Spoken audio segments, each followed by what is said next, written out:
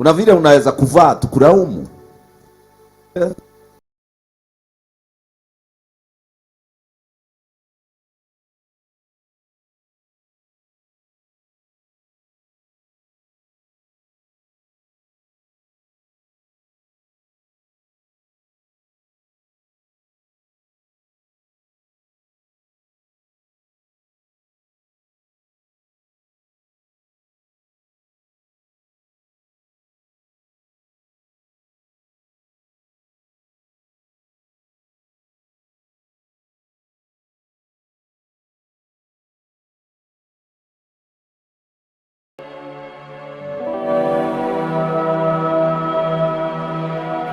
Ya, daktari alikuwa ameniambia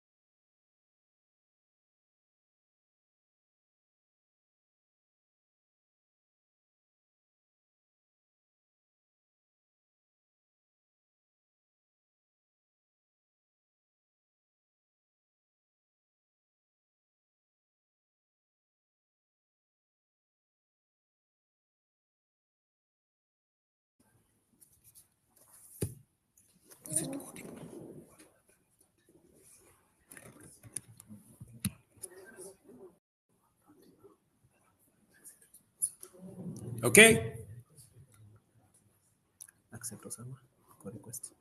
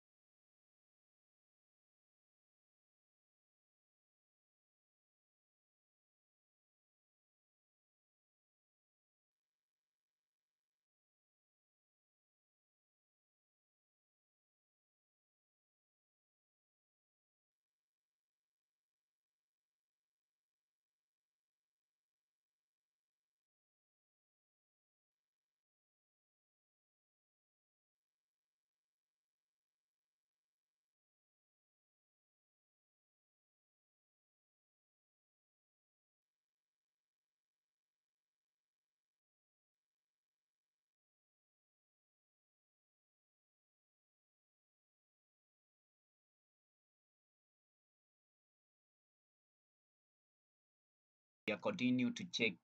Uh, President is continue to check his mic, so we are waiting for him to come and see to start addressing us as we continue listening and also posting our um, what we need and Gen Z what they need. So we are waiting for him to come to start because you can see his mic is mute. So we are waiting for him so as to start speaking. And as you can see, we have many Kenyans who have already joined the space. Uh, we have a lot of them who have already joined the space. So we are waiting for him to hear what he wants to speak with Kenyans. And I know we are expecting very much to hear what the president want to tell us. So we thank you for joining us, GC News. We thank you for trusting GC News, and we continue giving you news concerning, especially which concerns our country, and even other news which will impact your life. So we are waiting for President to come to start addressing us. At the moment, his microphone is mute. I think the technical team and also the media, they have not yet sorted his mic. So we are waiting for him to hear what he wants to talk to us. You can see his mic is already mute. So let's continue waiting for him to hear what he wants to speak to us. Uh, I think everyone here is awaiting very much. Everyone here wants to hear what the president has for us. Even me, I'm very eager of him speaking to us. As a Gen Z, it's very good to hear our president talking to us. That's why I'm very eager. Uh, I'll be happy to hear what you want to tell us because that is what we need as a Gen Z. We need to communicate and we need to ensure that our country is moving well. Nothing wrong or nothing bad is happening because if we let the politicians to run this government without we engage them, you find that they will do things against what we elected them for.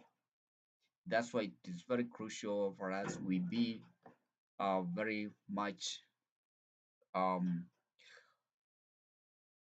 looking for them and checking whether they have fulfilling whatever they said they will.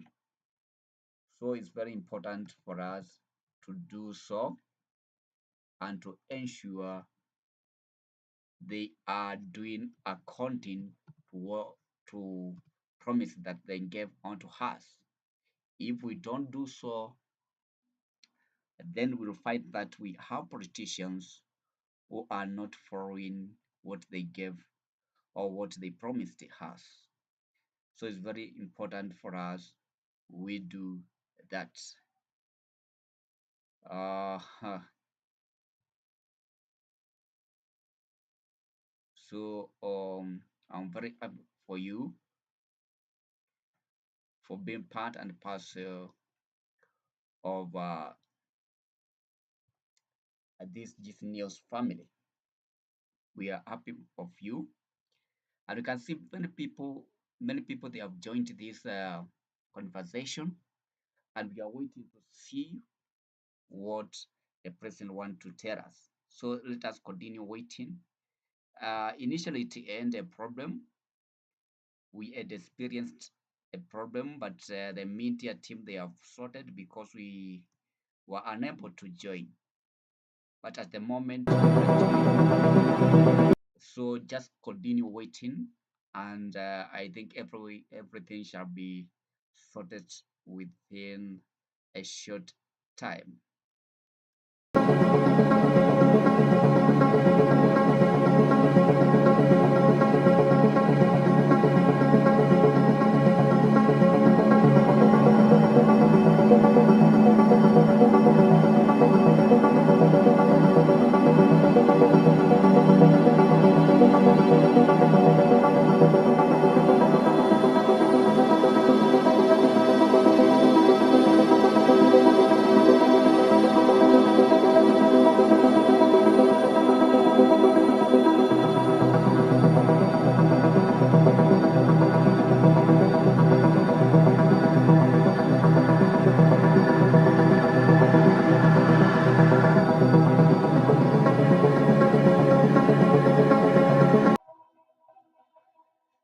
You can continue sharing this page, this YouTube channel.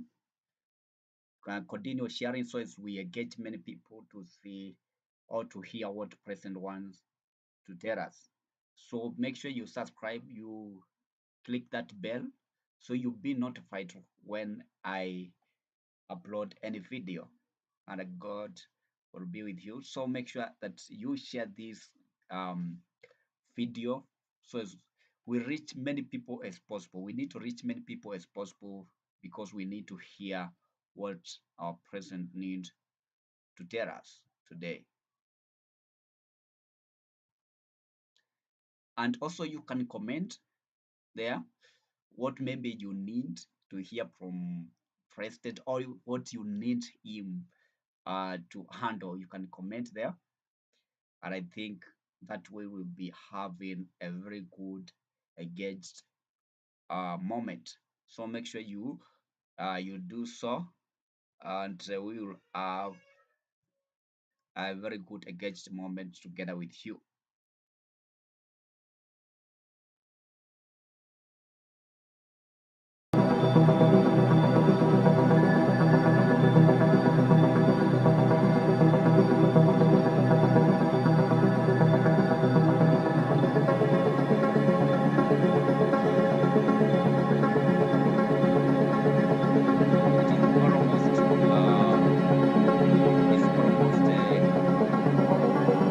Just 1 minute remaining, so I think just one or 2 seconds.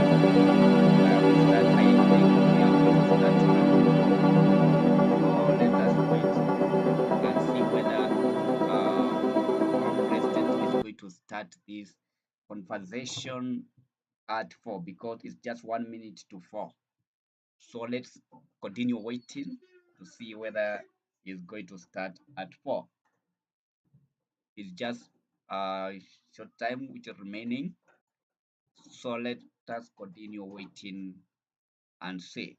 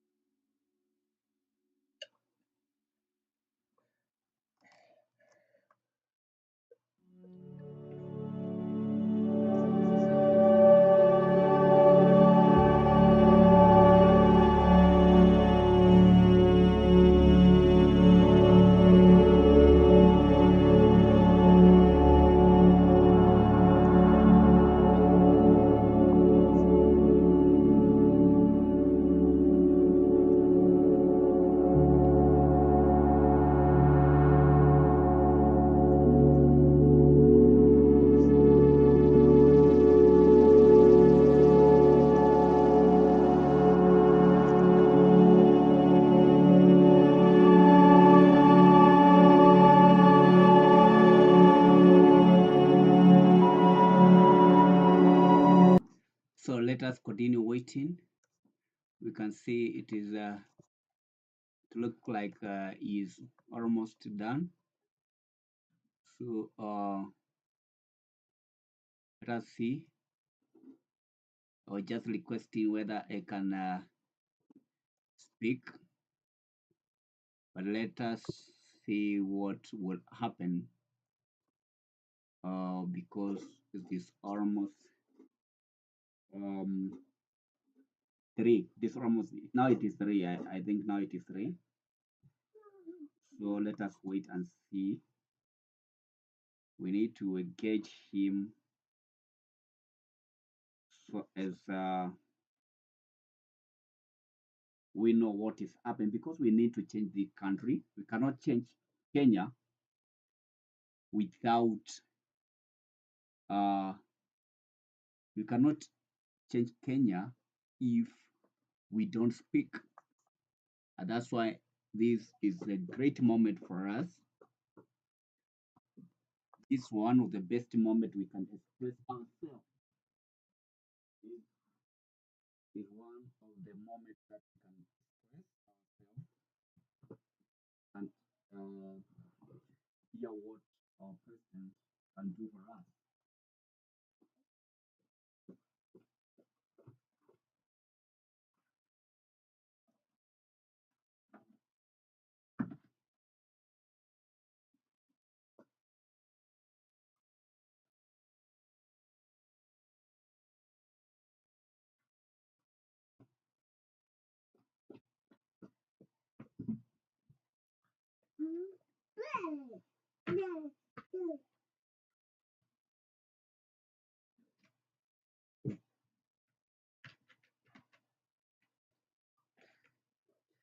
At the moment, I can see the people have already seen him. We have 9.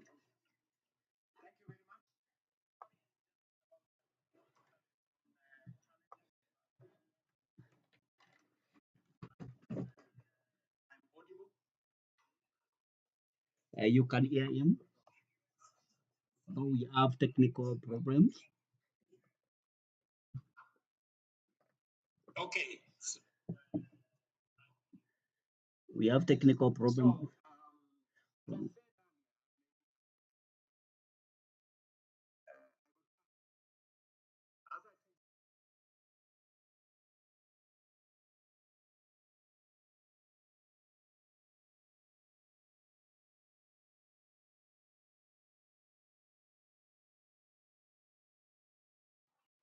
For the conversation in Kenya, away from positions, away from tribes, away from into the realm of things that are of importance to all of us: jobs, opportunities, business, what we can do together. I am very happy that today we are having that conversation. Only that in 2020, I did not imagine that that conversation will be on X stuff. Otherwise, I'm very happy to be here. I submit to the request of many young people who say I should come to X and have an engagement with them so that I can do the most important thing I have been accused of not doing: listening. And that is why I'm here. I'm here to listen. And hopefully, I will be able to answer some of the questions that you have, listen to your ideas, listen to some of the suggestions you have, and see how we can coach all of us going into the future. Yeah. So I'm very happy to be here. And welcome to this conversation. I know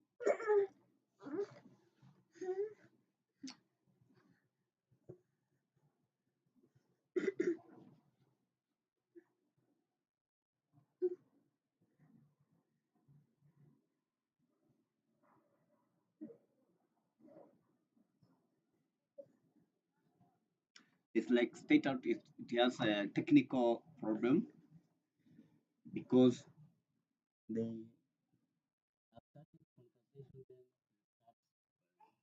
having a problem. So we are still working how to see if they will bring this something to reality, because at the moment it seems that the technical team there, they are unable to connect. I don't know what the problem with the X.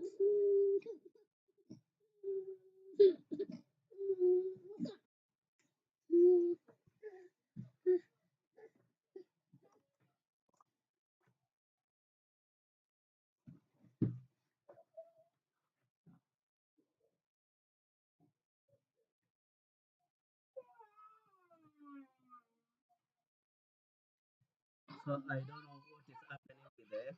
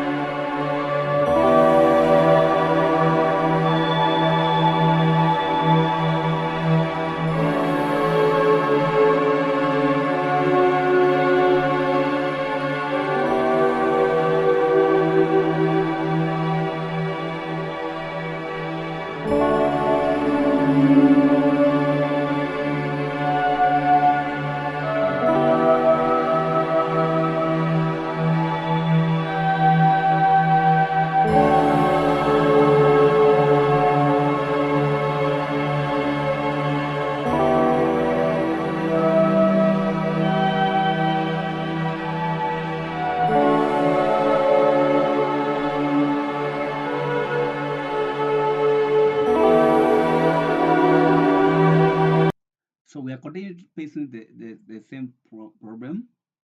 I don't know whether is what is happening there at State House. Things they are not working the way uh, government was expecting.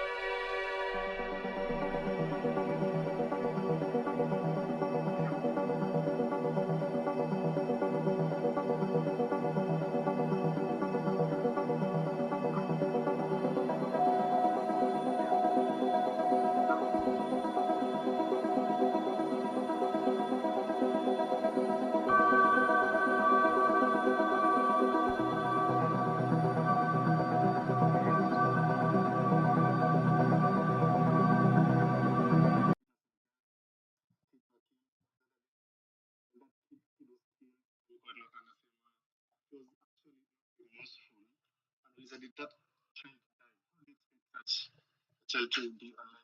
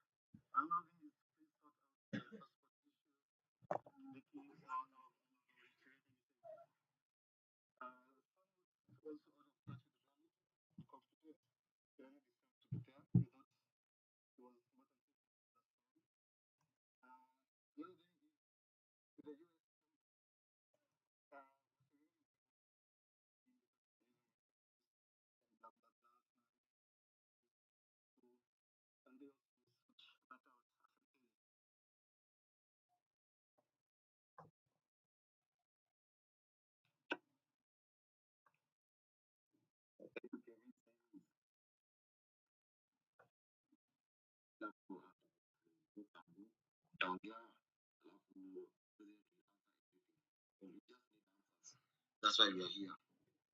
And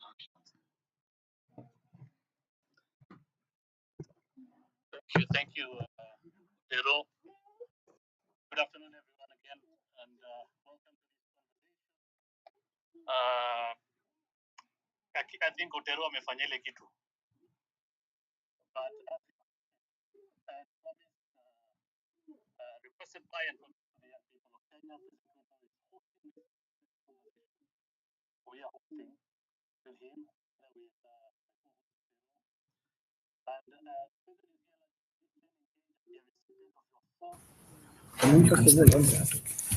Thank you very much. Sorry, gentlemen, about technology has its own challenges, but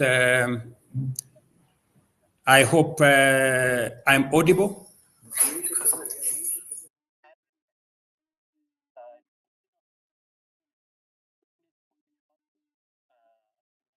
Have a lot to say.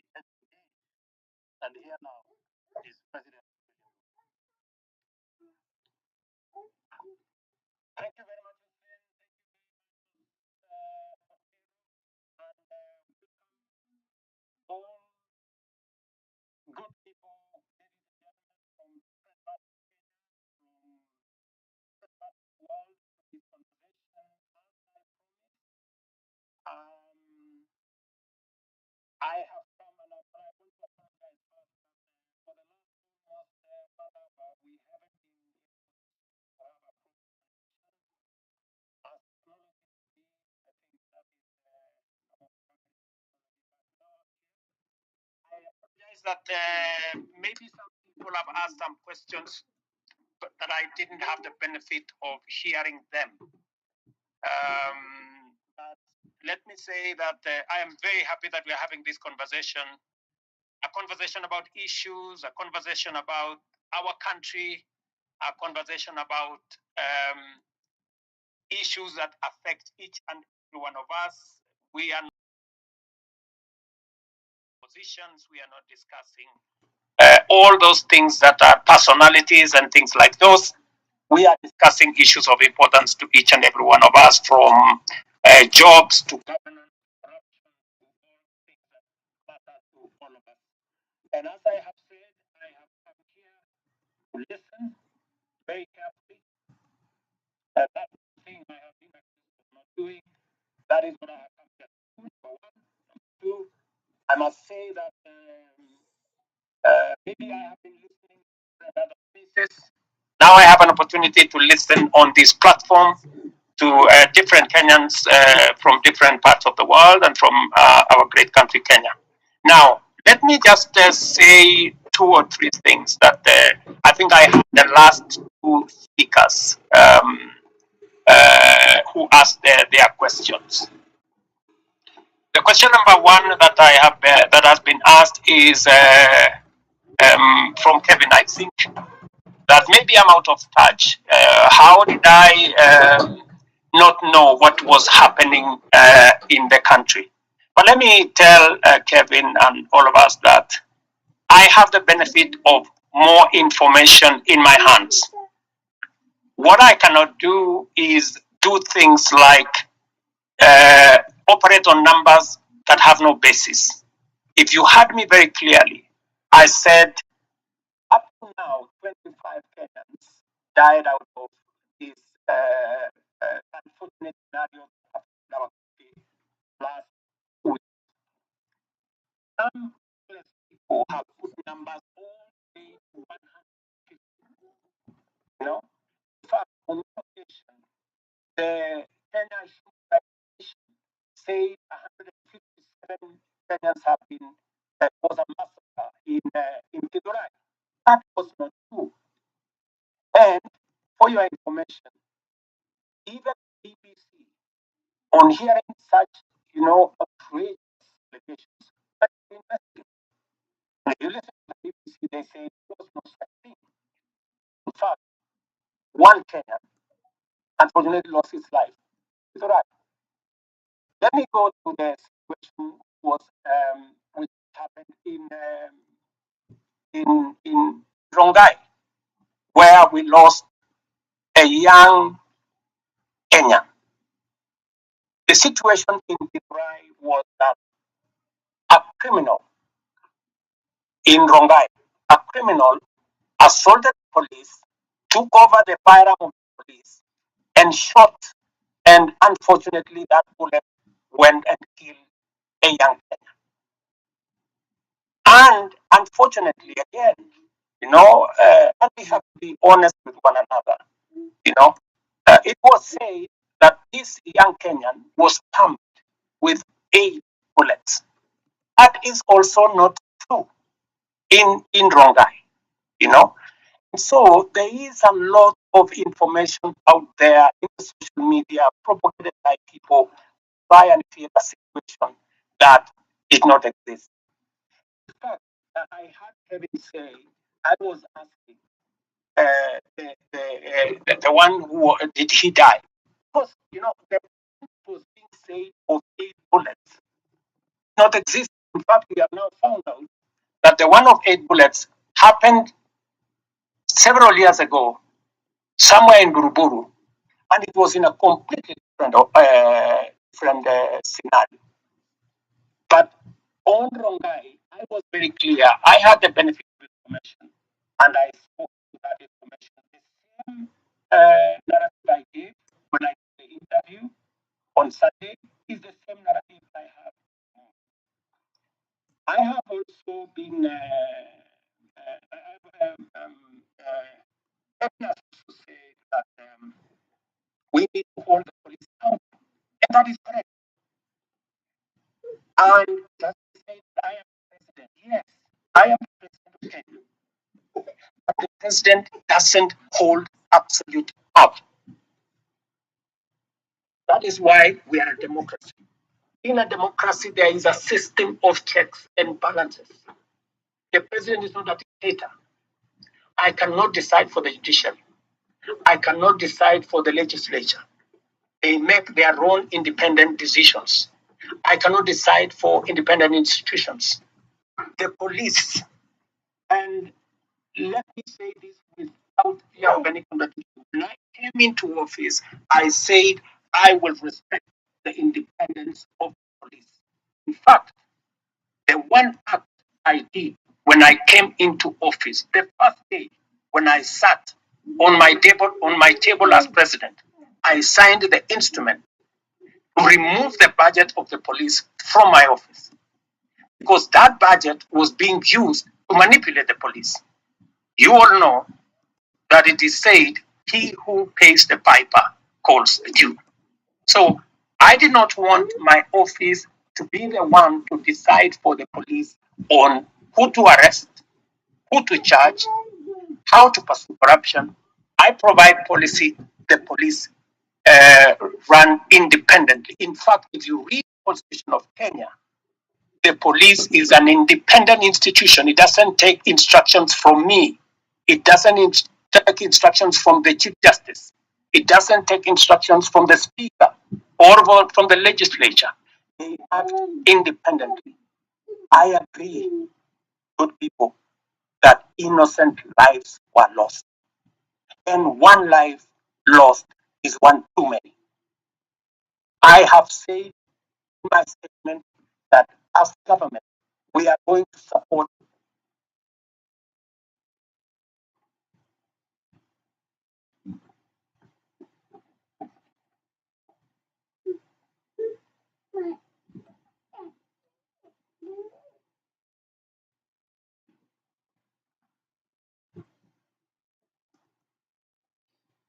It seems like President has lost his microphone. Let's wait and see whether it will be connected back soon.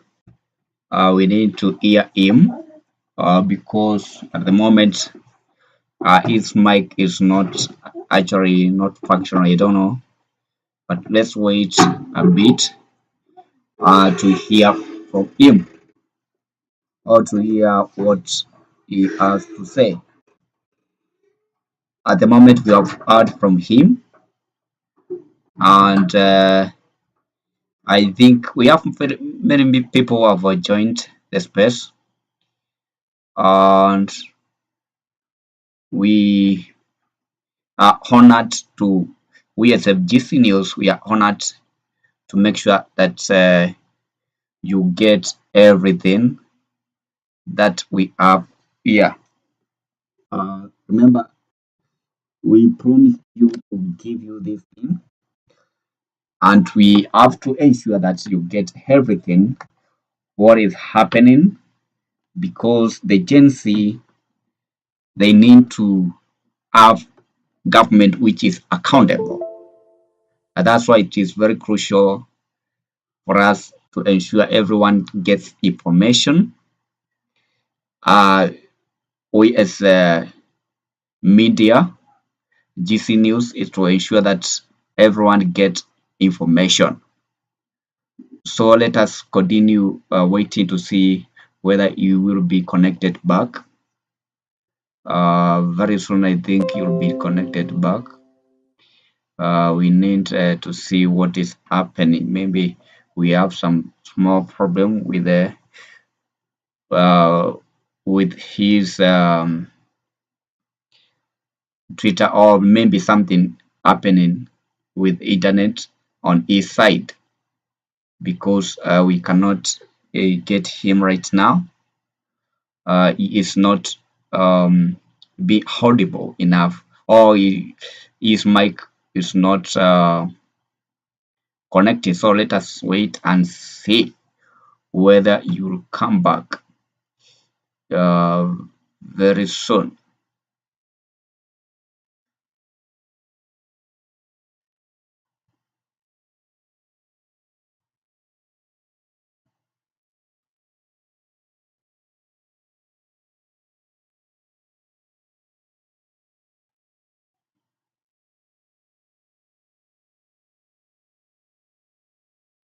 So we can see we have a lot of Twitter which are going on social media saying President has a problem with joining with Twitter.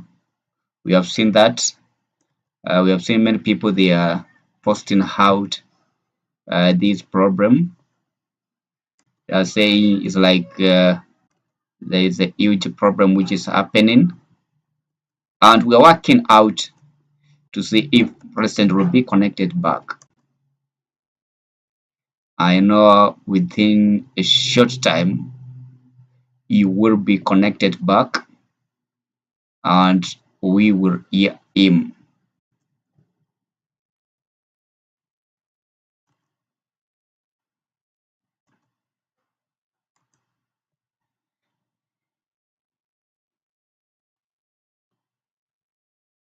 Actually, according to Larry Madowo. He says President has tried 3 times to connect, but everything is not happening. I don't know what is wrong, or it's just because of many people they need to connect because they were waiting for President. I think we have that problem, technical problem with the team there. Technical problem with the team there.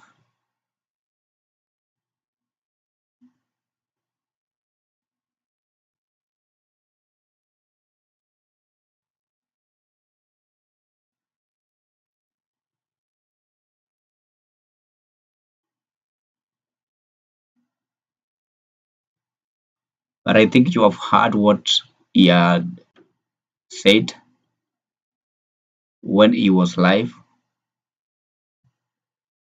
You have heard him.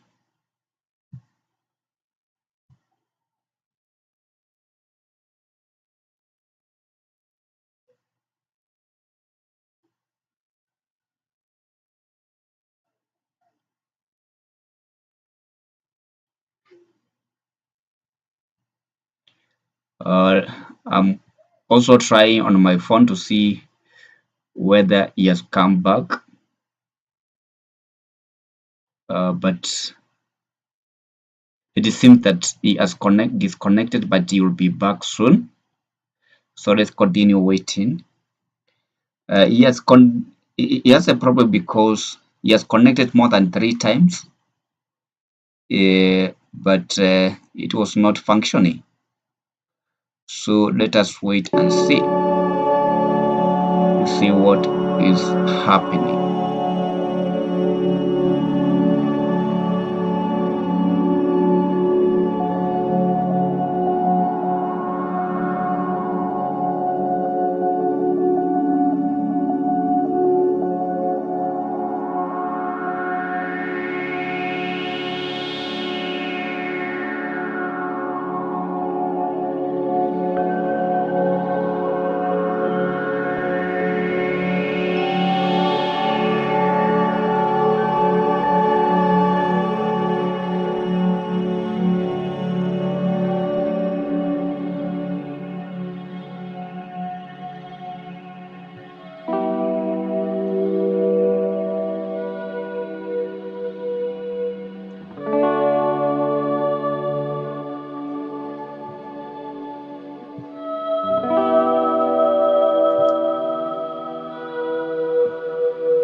It seems there is a great problem.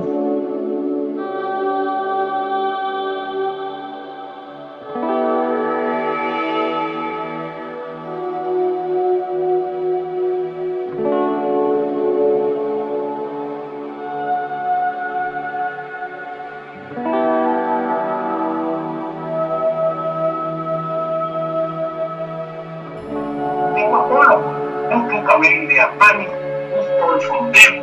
This is the balance we need to get. So I think now you can hear.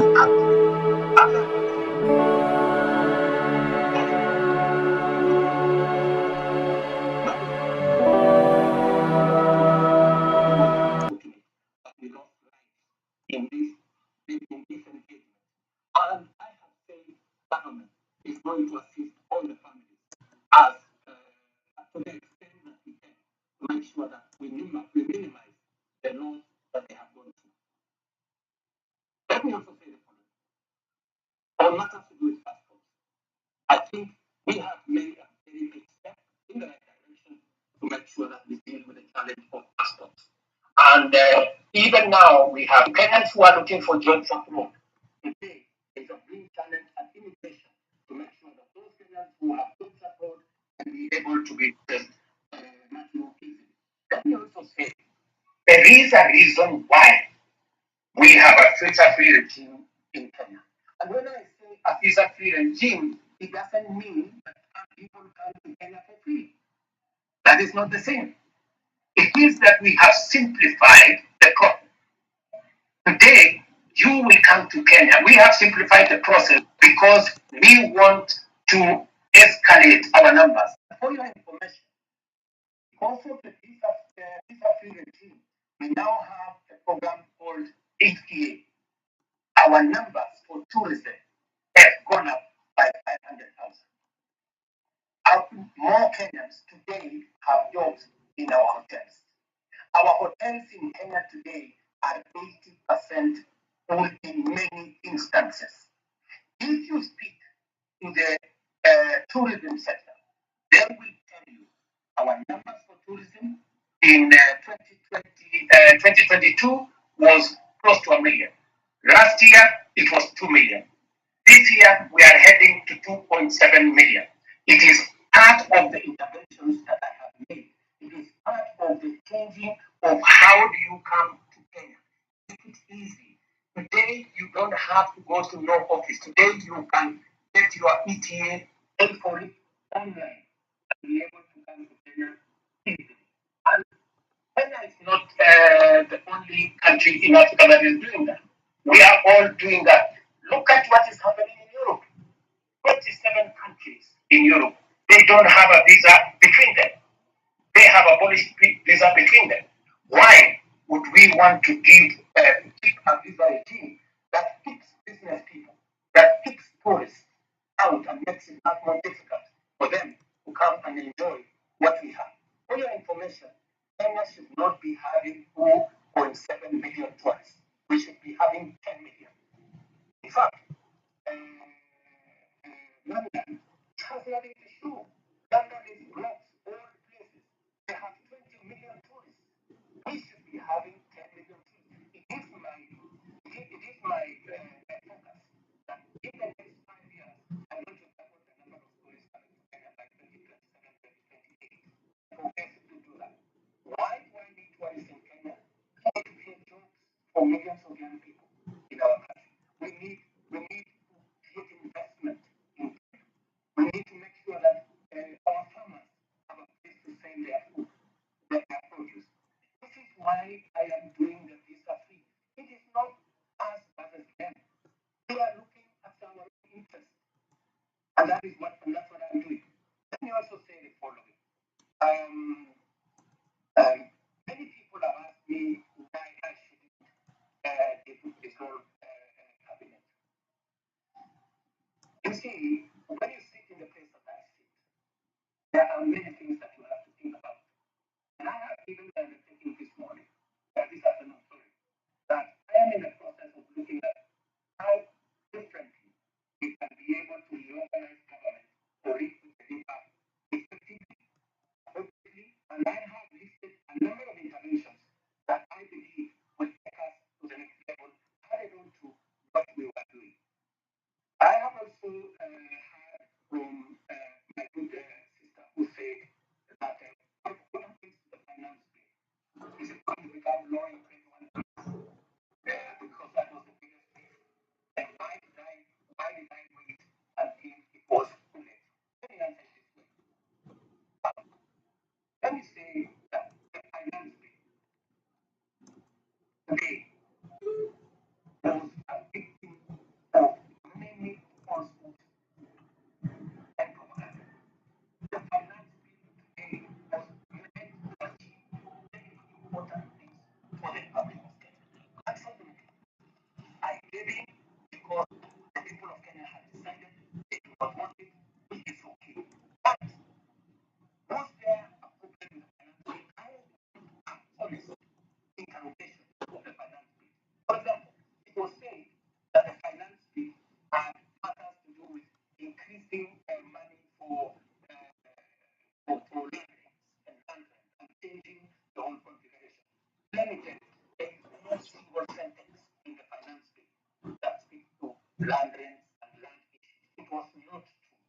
It also says that we had put in there taxes that would make it difficult for people suffering from cancer. Let me tell you that in fact, in this finance bill, we had put there 2 billion shillings to pay for the people who have cancer, who have diabetes, who have hypertension, because under our universal housing program. In this same bill, we have put interventions that would create more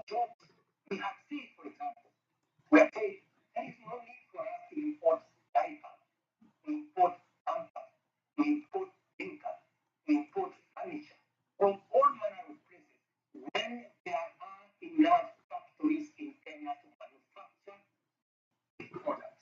And these products manufactured by Kenya, hiring Kenyan young people, living Kenyan ways, we were protecting our own industries so that we can protect our own jobs and give opportunity to millions of young people, of young people to be able to understand, to be able to get jobs. Also, let me just say this lastly, potatoes, good people. Is it right for us to import potatoes from Europe or eggs or onions? We have put duty on importation of potatoes so that others in Nyandarua, in Kimau, in different parts of Kenya can sell their produce without competition from potatoes elsewhere. These are some of the things that were in the finance bill. I admitted, which I do, that maybe we didn't do as much communication as we should have, and that is a regret that I have admitted. But I am willing, I am ready, I am here to listen. Let me not say more. Let me do more listening.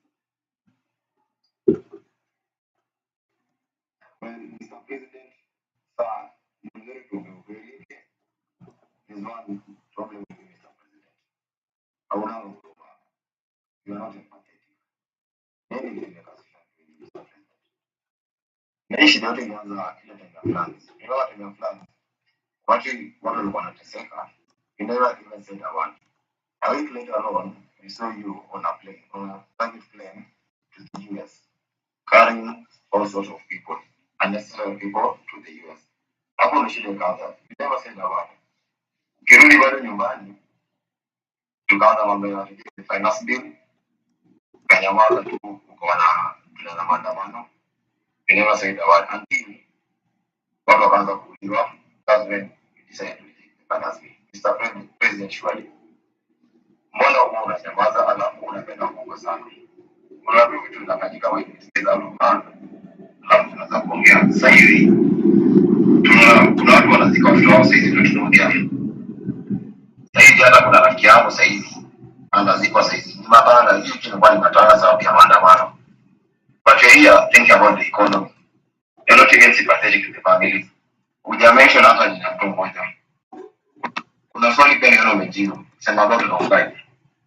You asked us, kila space wanatoka from different regions in Nairobi. Yeah. People are killed. But the information received, unadhani that they tell you only one person was killed. Okay, that's a lie too.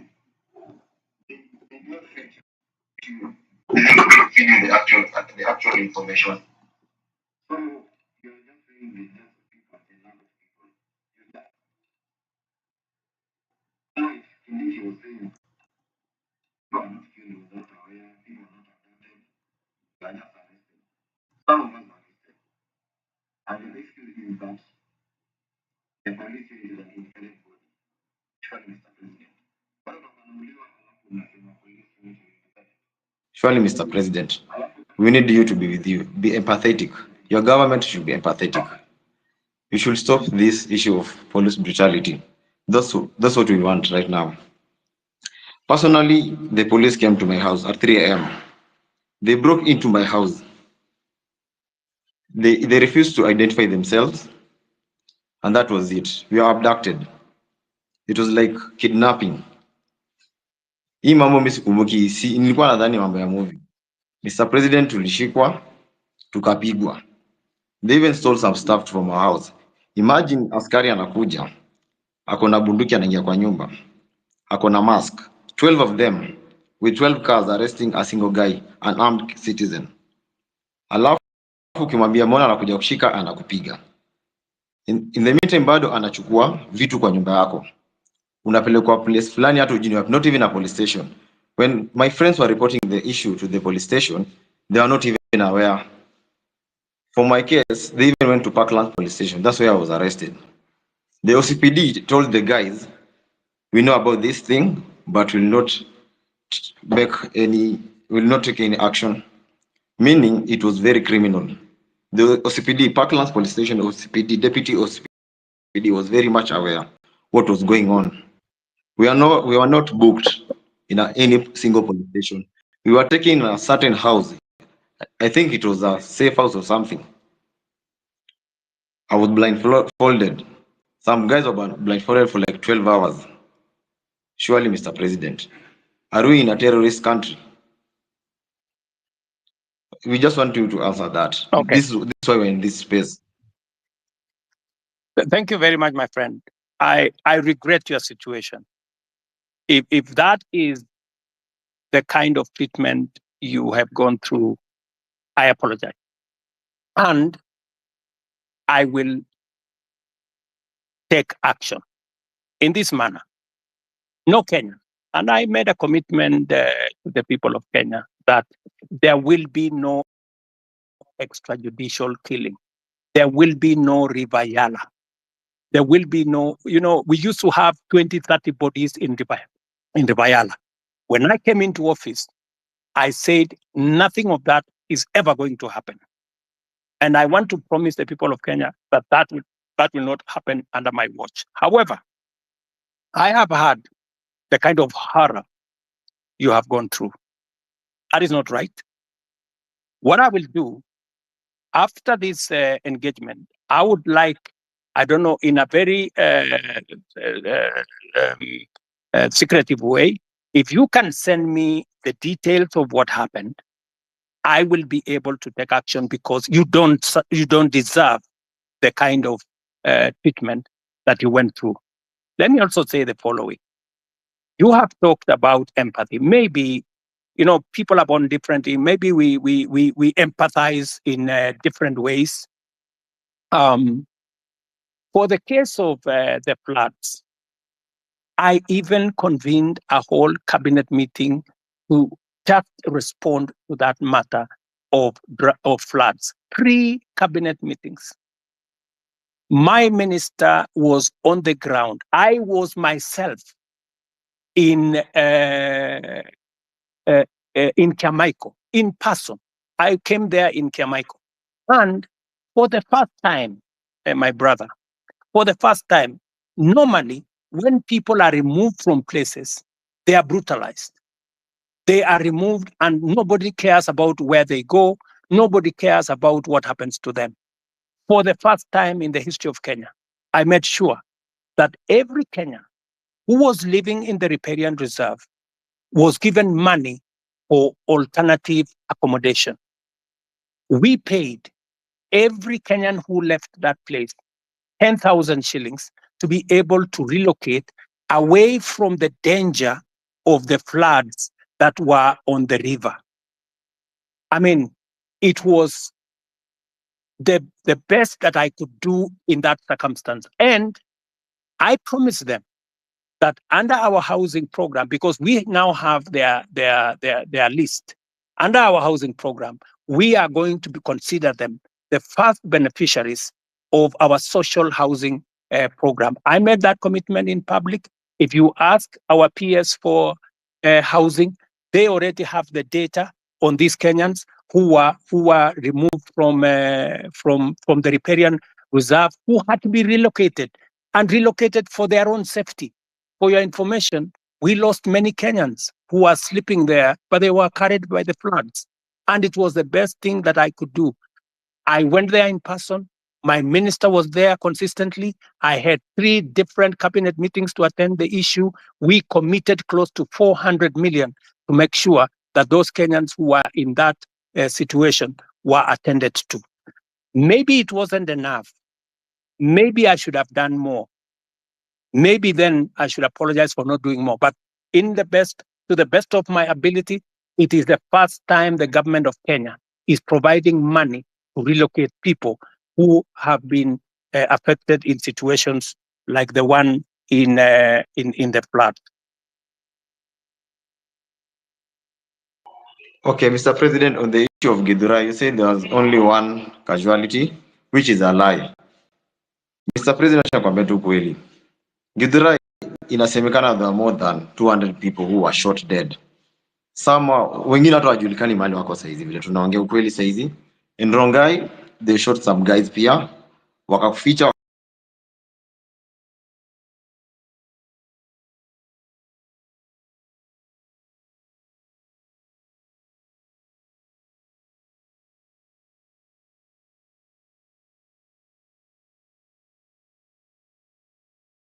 The DCI doesn't do anything about it.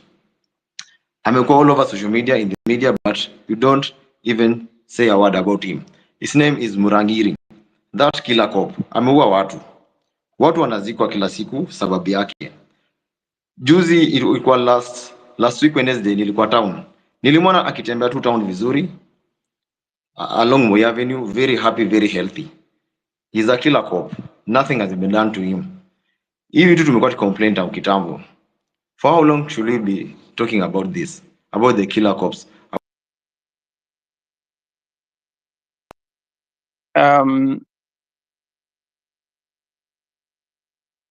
Sorry. You can go ahead, Mr. President. My good brother, you know, it is good to be brutally honest. And I will not, as president, or even as a Kenyan, ever say anything that is not factual, especially on a very serious matter.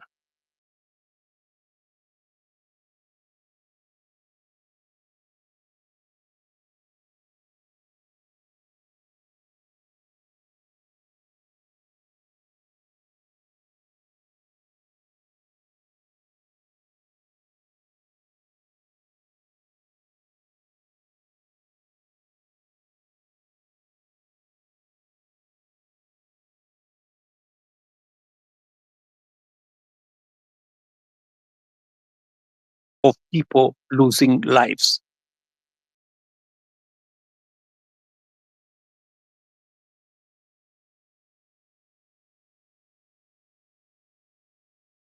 Wrong numbers. I'm sorry to tell you that. It is Mr. not President, possible.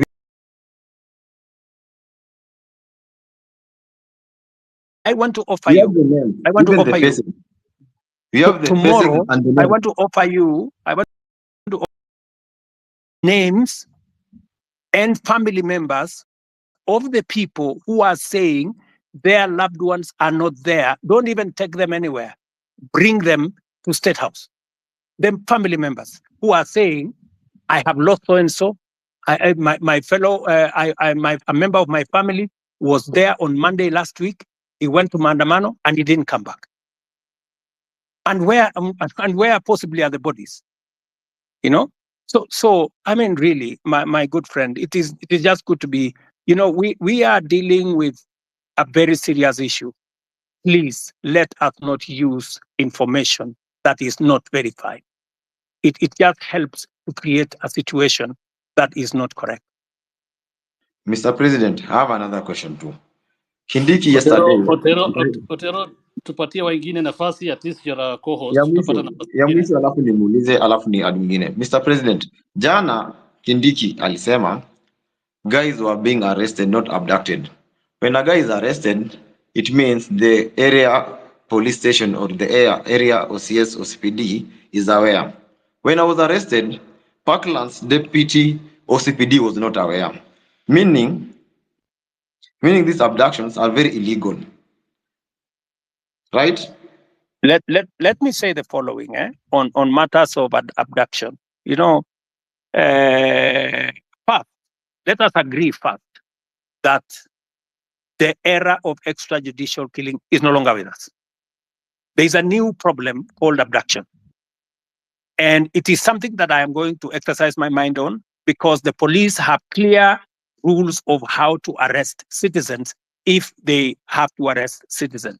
There is a clearly stipulated procedure on how that is done. And if anything is done outside the procedure, then it is illegal and it is punishable. So when the police arrest somebody, they must declare to that person that they are policemen, they are arresting this person for this and that and that and that, and they take him to a place that is known. So that is a matter that I will take up and I will deal with it. Okay. Thank you, Mr. President. Otero, tuko na wewe bado utauliza maswali, naona umeanza wewe ni Otero, so unaamua vile utafanya, but patia watu wengine chance. We Okay, we'll take Wakili three. Saruni. Can you add We'll Wakili take Saruni? we'll take 3 people, 3 at a time faster. We have I'll bring in Alai, followed by Edith, followed by Gray, and then you can give Wakili after that 4. So again, if a question Hussein, has been I really asked, don't think, or Hussein, I really don't think Ali should speak because his comments will be biased. This space is basically about what we are going through in the street. Ali doesn't know about it. In short, Ali amekuwa kiongea mbaya kwa hili story ya maandamano. I really don't think Alai can Ali speak can. for himself. We can't limit anybody from speaking. Everybody has the freedom to speak here. No, Kama wewe. Ali is very bad. So Thank you. let's have Thank you. Just Thank you. Gray and Mara make can it speak, but short. Ali, no, he hasn't been against this. Thank you. Otero, I've been an advocate of freedoms for a very long time, especially when we don't agree. So I would ask you to learn that lesson that you should listen to people, especially when they don't agree with you. And that's what the president is trying to do here. We don't agree with him, and that's why we want him to listen to us, and he agreed to come to the space. And moving forward, I really want to tell the president that, Mr. President, you know that your success is our success, and we really want you to succeed. The problem is that I don't know if you really want yourself to succeed as a president of Kenya. Because from the moment you got to be the president, there are things you did which I think just sabotage your presidency. When you decided to say that you are not going to listen to intern doctors, I said, does the president know what he's doing? Because he's touching the hearts of Kenyans. These are the people who spend most of their time in public hospitals. When the president didn't take up the matter of pending bills and tell the counties and the national government to pay the pending bills, you know that one is touching the middle class, the working class. And these are the people who mobilize their children, called Gen Zs. And they came out and said no. When you removed Linda Jamii, when we interfered with Eduafia, when we saw your friends and very close associates working with bands of money, 10, 20 million in churches, Mr. President, I think you sabotage your own presidency. And that's why I ask myself that the president really tells us that he means well for the country. But is he really meaning well for himself? Because unless somebody else is the president who is doing all these things, the second and last question, because I don't want to spend more time, I'm an elected official in Nairobi, Mr. President, is the issue of Nairobi on-source revenue, which we have asked, we have investigated, we have been taken around. Mara, it was KRA which is collecting that money. We have taken to the office of the president. Finally, we were told that it's being collected in State House by some agency. We can't get, I'm the vice chairman of ICT in Nairobi City County Assembly. But nobody knows who is collecting revenue for Nairobi City County, Mr. President. It really saddens me because if that revenue was collected in a transparent and verifiable manner, then you know, Mr. President, some of these bills would be taken up by the counties and it will not come to you in the national government so as to pay those bills, Mr. President. Those are the only questions which I had. Thank you. Thank you, Alai. Edith? Yeah, thank you for the chance to ask a question. Edith, Hello. are you with us? Can you hear me? Yes, I can hear you. Can you hear me? Okay, let's go to Gray if Edith is not responding. Hello. All right, thank you so much. Hello. Hussein, this is Grayson. Hussein, can you hear me? Otero unanisikia?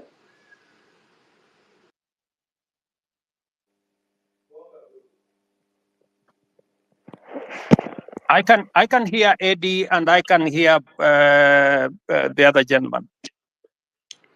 I'd like to ask my All right, question if you can all hear me. Okay, let's have one person speak. Gray speak. All right, thank you so much, Hussein. Edith, I'm sorry. So, Your Excellency, my name is Grayson Marwa. My question to you is one, and my question is on this very, very emotive and very, topic that we love talking about as a country, which is corruption. I know you stand on corruption. You have spoken about it many times. You don't condone corruption. You don't want corruption to happen in your government. But then I want to point out something. Recently, there was a scandal, with the fertilizer, and the CS was, impeached, or a motion was tabled in the National Assembly by a member of parliament for him to be impeached. But what happened later is that, the same members of parliament from your political party, the UDO party, went ahead and saved this particular cabinet secretary. What does that speak, to your stand regarding corruption? Do you support corruption on one hand, but on the other hand, because he is your CS, these are your members of parliament, they go ahead and flop that motion that was supposed to impeach this particular cabinet secretary? My last question, as a young person, there is a challenge of jobs in this country. But a month ago or so, in the dailies, there was a freeze that the public service is not hiring anymore. What are you trying to tell young people? Yet you say each and every day you want to ensure that we give jobs to these young people who go to school but don't have jobs out here. People are, forced to do things that they shouldn't be doing, and they went through the education system. If I can get a response to those two issues, I'd really appreciate it. Thank you.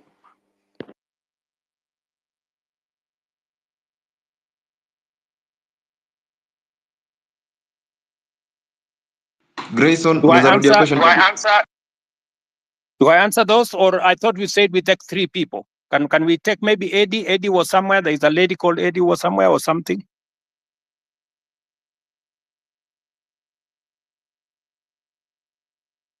Edith Kimani.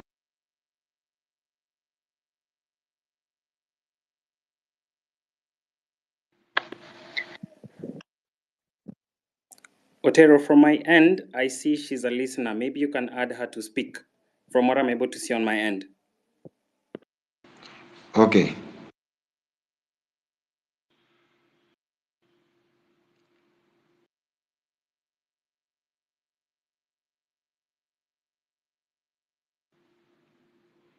As we wait for the engagement, can I proceed and answer? Yes, please. Thank you very much. Alai has mentioned 3 things. Mr. Alai, I want to tell you, Mheshimiwa, that I am acutely clear that even if I don't succeed, I want Kenya to succeed. The one thing that I am very clear about is what do we do to change the status of many Kenyans? Intern doctors. There was a long conversation with intern doctors. I made sure that they were attended to. I met the leadership of the intern doctors myself, finally, and we did make an agreement on how to sort out the intern doctor situation, including I have factored in this budget with their concurrence. When I agreed with them, we were supposed to sort out their arrears in 3 years. I offered to sort them out in 1 year after I engaged with them, and the money is in the budget. As I talk to you, I have even today decided that even with a cut of the finance bill, I will still make sure that they are sorted out. The issue of pending bills. My good brother, we have pending bills in the region of 650 billion. It is the reason why I appointed Mr. Ouko, our former Auditor General, to interrogate all the pending bills for purposes of making sure that we can pay them. In fact, one of the items that I listed this afternoon, which was also in the budget, is a provision for us to begin the journey to sort out pending bills, because it is crippling businesses of people, it is destroying enterprises of Kenyans because government is not paying. The third thing that you have said about Linda Mama or Linda Jamii and Eduafia, I have done 3 things. Maybe the explanation. Let me give you just explanation Itakata space. on Linda Mama. Am I audible? Yes, you are, Mr. President. Sorry about that.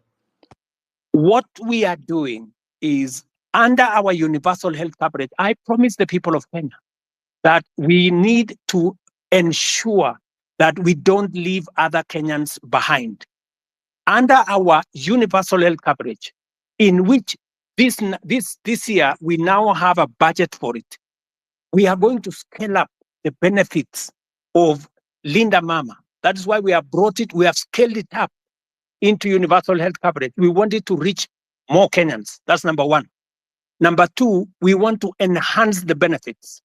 The benefits were 2,500 for women giving birth in hospital, in smaller hospitals, 5,000 and maximum of 17,000. We have now changed that.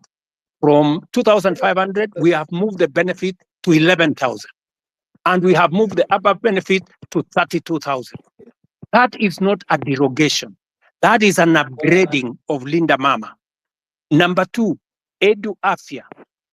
What we are doing with Edu Afya is that we are universalizing the universal health is universalizing insurance so that every Kenyan, and you know, I made this absolutely clear, and that is why we have changed the law so that not just the students who are in school, but every Kenyan, even those who are not in school, will now be beneficiaries of our chief social health.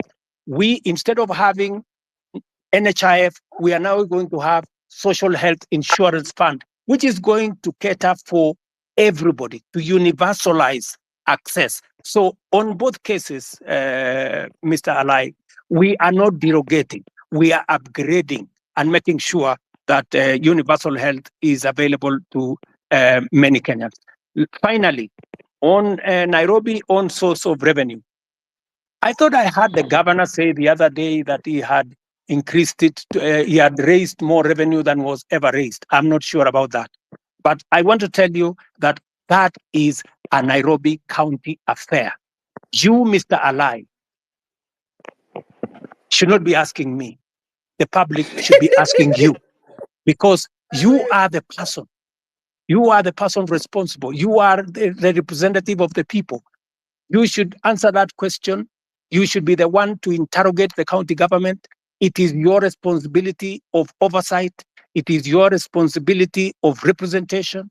It is your responsibility of legislation. You should legislate how the county resources are raised. You should oversight the county government to collect it. I just want you to take up your job and do it. Let me, Gray Marwa has asked me two very important questions. Marwa, these are very important questions about corruption. Let me say the following, just three things first. Number one, I said before that corruption must be dealt with firmly and decisively. And that is why my act number one in office, the two acts that I did in office when I came into office was number one, to make sure that I give financial autonomy to the police so that they can pursue corruption to the extent possible, and that they don't have to come back to me, and nobody in my office will control the police in as to who they want to prosecute. That's number one. And I signed, and the budget of the police is run by the IG at the moment, and they are free to go after everybody. That's number one. Number two, I made sure that the judges that had been denied the opportunity to serve and to empower our judiciary, I signed them, and I made sure that they have been gazetted and they went to work. I did not stop there.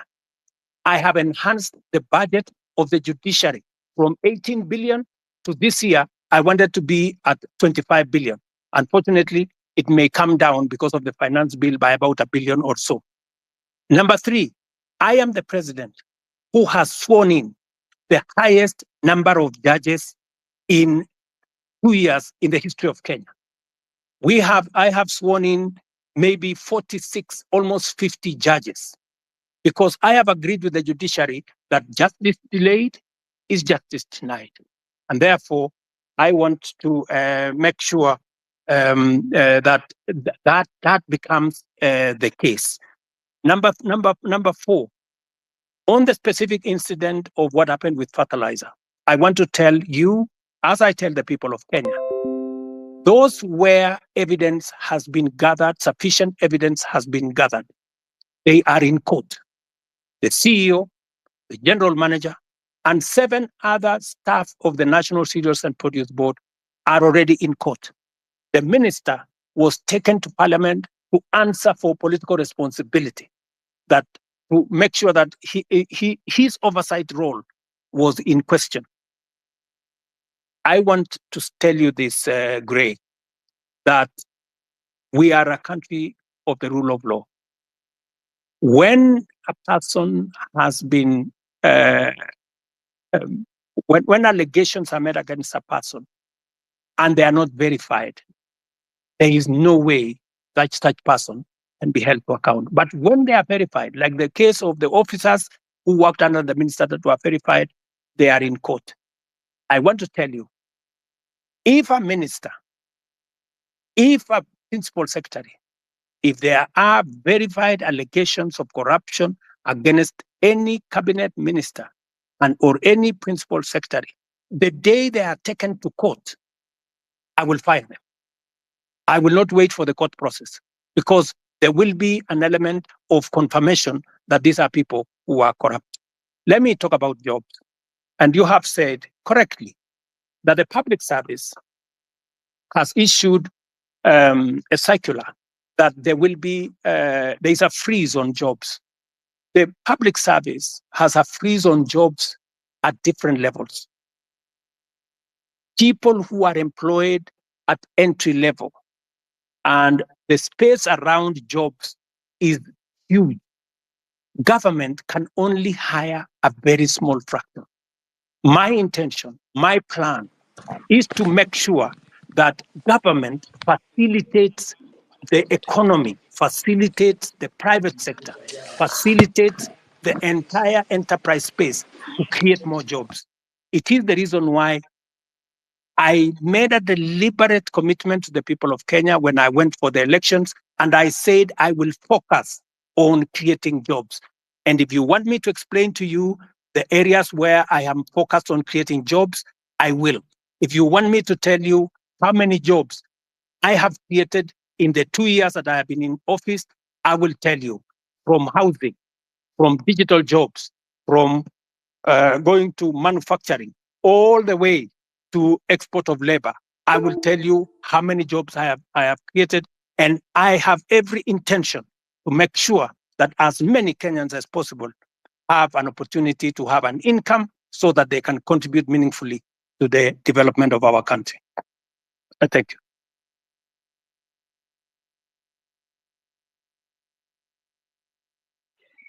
Ling, you can speak.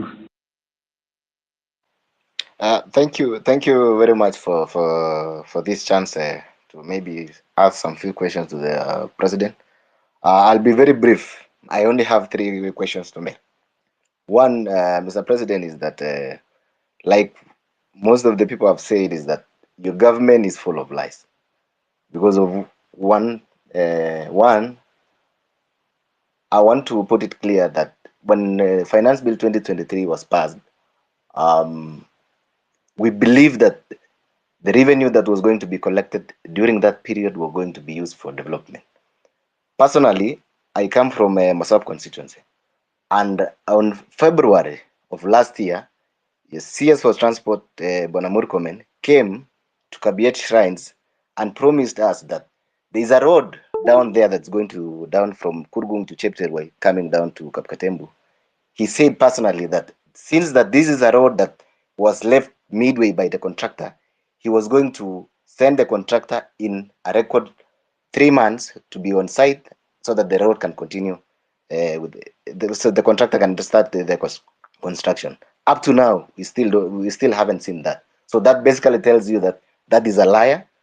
Number 2, I think the Gray has talked about the issue of fertilizer. You've said, Mr. President, that if you find that there is a case against the said minister, you're going to fire him. There's a case that has been filed by the Law Society of Kenya against the Minister of Agriculture. If kindly we can tell the minister to step aside so that trying to investigate someone who is in office becomes very hard. So let the minister step aside so that we can continue with the investigation. Number 3, I would want to talk about the arrogance that is in your government. I have heard Mr. President say that the issue of Finance Bill 2024 was, I think it was packaged in a way that maybe you should have done it better. Yes, you should have done it better. The reason being, the people you sent out there, since like the MP for Molo, on the issue of the motor vehicle levy, at some point in the TV, he told people that, if you cannot be able to pay that, just leave your vehicle at home. That is the arrogance that was being displayed. The leader of majority in parliament, Kimani Ichung'wah, even went out on a podium, said that, that these are the Gen Zs, they come with the phones, they go to KFC, they go, and then they come with an Uber. That is the arrogance that fueled all this anger that you're seeing in people. And then lastly, on the issue of, I come from, this generally this region of Uasin Gishu and maybe Nandi and Uasin Gishu. There was an issue of the Finland scam that happened. There's a case in court. Parents paid for the money. The case is dragging in court. So actually, what you saw in Elred, I think it's more of, it wasn't even more finance bill. It's the anger that has been building up. It's been building up. So people were really angry because they've paid, people sold their land. The issues are still there. Nobody's talking about. We have a case that is in court. It can drag to 5 years. So what happens to the money that has been lost, that someone was going to go to school tomorrow, or by next year, maybe they would have graduated. So I think those are the issues that I have. I want you to address in regards to the areas that I have mentioned. Thank you. Wakili Saruni can speak.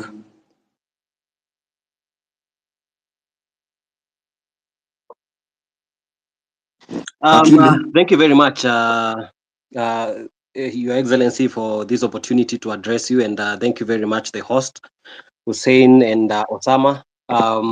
My name is Jesse Saruni, or rather Wakili Saruni. I am the president of University Students in Kenya, KUSO.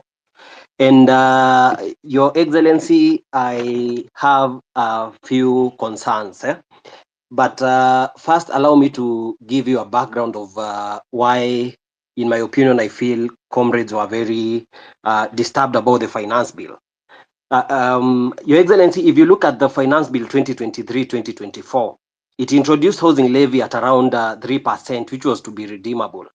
However, during public participation, the people, most of the people, including comrades, said that we can start at 1.5%. But without communication, the parliament went ahead and reviewed and made it to be 1.5%, but they removed the clause that allowed people to redeem the savings after they retire. Your Excellency, I would wish to hear from you whether it can be reverted so that this can be redeemable. But as I continue, Your Excellency, I was part of your team during the campaign, and one of the things that we were saying during the campaign, because I actively campaigned using the Kenya Kwanza manifesto, was the 30% of appointments of youth in different positions, and including a youth advisor to the cabinet. However, Your Excellency, currently we have an advisor to the cabinet on women affairs, but we do not have an advisor to the cabinet on youth affairs. I was concerned whether this was deliberately left out, or I was just a little bit concerned with that. Your Excellency, another key concern that affects comrades, around 6,000 graduates went through diploma in law, and this is in regard to career progression. So they did their diploma in law, and they proceeded to do their degree in law. Your Excellency, before 2014, everyone who did their diploma and did their degree in law were able to proceed to the Kenya School of Law for the ATP Advocates Training Program. But the laws were changed in 2014, and this affects around 6,000 university students who are working in law firms and getting underpaid. And I am happy to see that the president of LSK, who is very passionate about issues of youth, is also here.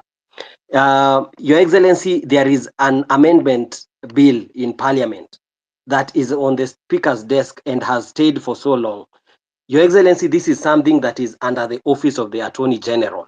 And with the indulgence of the Attorney General, I believe this thing can be, we can find an approach where this thing can be addressed, of course, through the office of the Attorney General, so that these comrades can stop the suffering. They are not able to proceed to self-actualization because most of them would want to become advocates of the High Court, but they are not able due to that change in the Act of Parliament.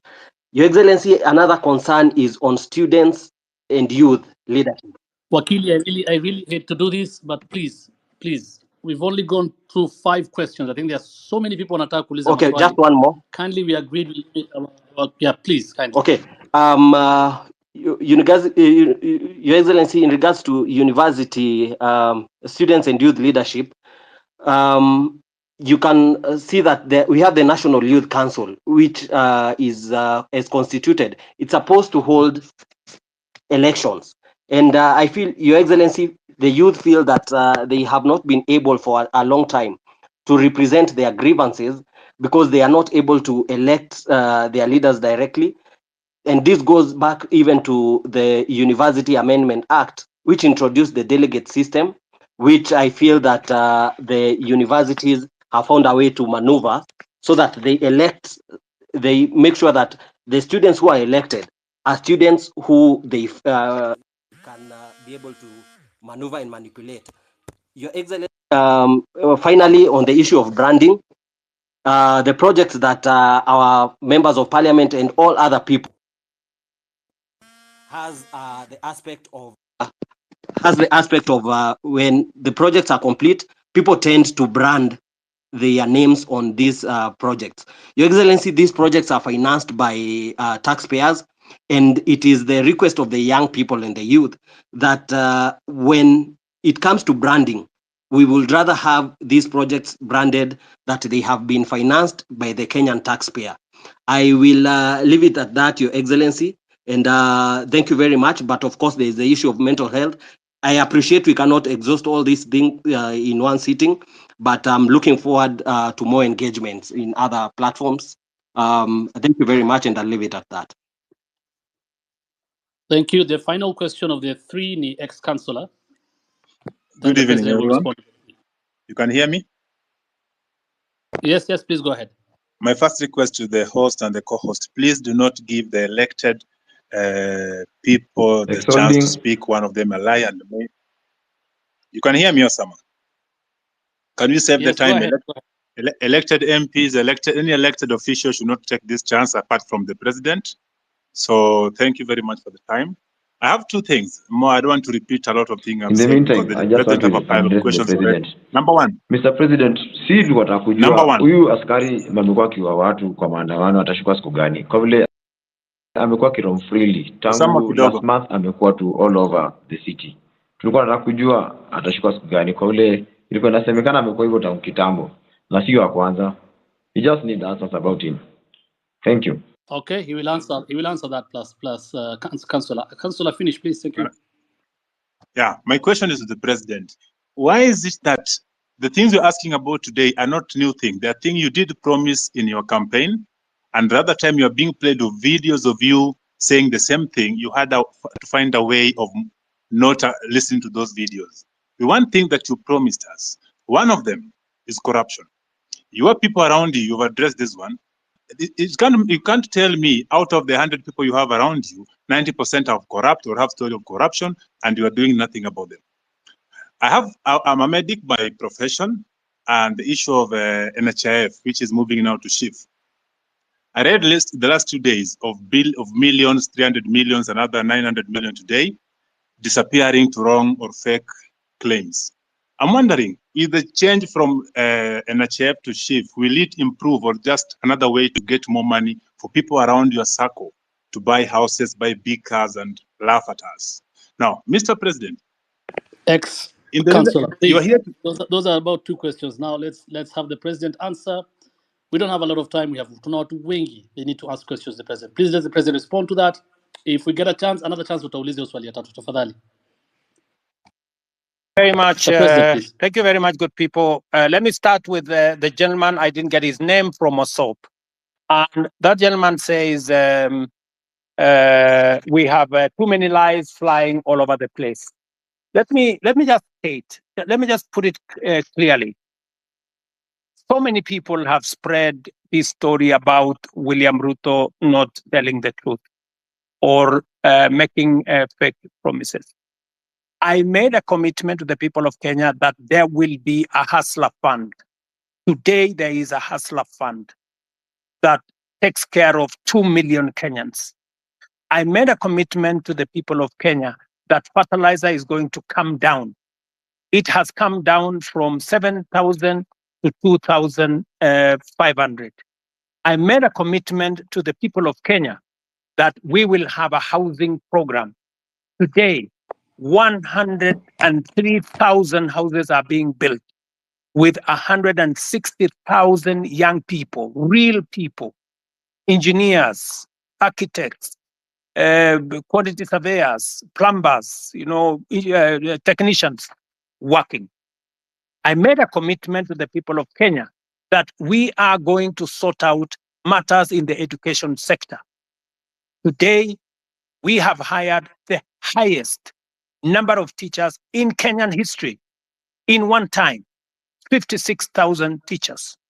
I made a commitment that I am going to sort out the mess that was in our universities. Today, ask any vice chancellor. With our new funding model, we have sorted out the challenge that was there in our universities. Today, lecturers are being paid. No university today is about to close down. When I came into office, most universities were teetering on being closed because of debts. I made a commitment to the people of Kenya that I am going to implement universal health coverage. Today, as I talk to you, we have 100,000 community health promoters in every village in Kenya that I pay, that I have equipped to begin the journey towards universal health coverage. As I talk to you today, there are 4 pieces of legislation that we have implemented, that we have enacted to actualize universal health coverage. I can go on, and I can tell you, every commitment that I made, I said I am going to appoint the judges that were not there. I did. I said I'm going to operationalize the fund for the police, independent police. I did.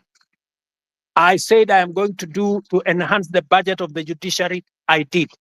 You know, when people want to conveniently say a few things that propagate a certain narrative, it is easy. But let me leave that there. Let me go back to the Mosop Kurgung story. I want to tell you, my good brother, we have stalled roads in Kenya.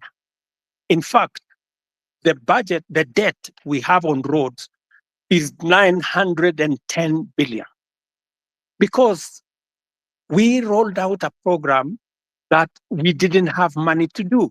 It is what is troubling me now. It is why many people are asking me, why are you outside the country? I went to China, for example, and I got 40 billion shillings to do at least 8 roads that were stalled. I have come back from the US, and we have had a consultation, and we are getting money to be able to roll out some of our roads, courtesy of concessional funding from the World Bank. I have had conversations with the president of Germany, and they are giving us money under the same program for us to be able to meet some of our programs. I want to tell my good friend from Osop that We are focused on these areas. These roads did not stall yesterday. These roads have stalled for a while. We are figuring out how to make sure that we deal with that situation. And my apologies that maybe the minister did not keep his word. And I'm going to remind him. Let me do the following. On fertilizer, I want to agree with you on this subject of fertilizer first. Let me say this. Fertilizer has made a very big difference in Kenya. Because of our program on fertilizer, we have managed to increase our food productivity. For example, on maize alone, from 44 million bags to 67 million bags last year. This year, we are going to pay the highest bonus ever in Kenyan history for our tea. In fact, our tea production, because of the support we gave KTDA, has increased from last year. It was 180 billion shillings that we collected from our tea. This year, it's going up to 210 billion.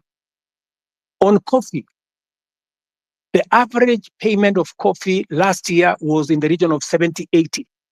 As I talk to you now, because we supported our tea farmers, the average payment for our coffee is in the region of between 100, 120, in some very good cases, 129 shillings per kilo. The whole array of what we have done with fertilizer is phenomenal. And therefore, I understand when somebody like my friend from Morsop gets annoyed when there are people who want to sabotage a program that is making a very big difference in Kenya. And that is the reason why I didn't delay 1 minute. When this issue of fake fertilizer came into the public, all the officials that were involved in it at the National Cereals and Produce Board were charged. When the minister is finally, when there is evidence gathered enough for the minister to be held to account, I want to promise you that I will fire him and any other minister for that matter, if there is sufficient evidence to hold anybody accountable. Arrogance. I agree with you that not everybody understands communication. Let me tell you, my good friend from Mosop, the day you become a public speaker, you will know how easy it is to make a mistake in the public. Sometimes you say things that you did not mean, but it comes out very badly. So whether it is the member of parliament for Molo, the member for parliament for Molo is a young man. I can tell you that young man is doing his very best. In fact, when I made him the chair of finance committee, many people told me he was too young. I shouldn't have made him. But I wanted to test also young people. And I wanted to mentor young people. And I want to say, he has made mistakes. But I want to tell you that young man is bright. He has a bright future. He made mistakes. I will apologize for him.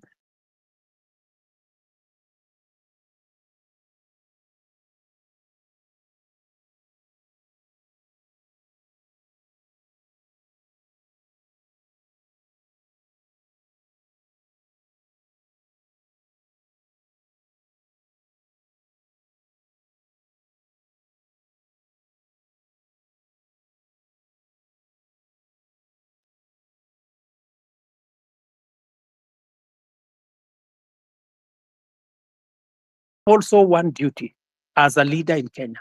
I have a duty to mentor other leaders. They will make mistakes. They will demonstrate, maybe some arrogance, maybe either inadvertently or in whatever manner. But partly, it's because of inexperience, partly because of not a fair understanding of things. But I sometimes will want to take responsibility because these are members of my team, and I will correct them.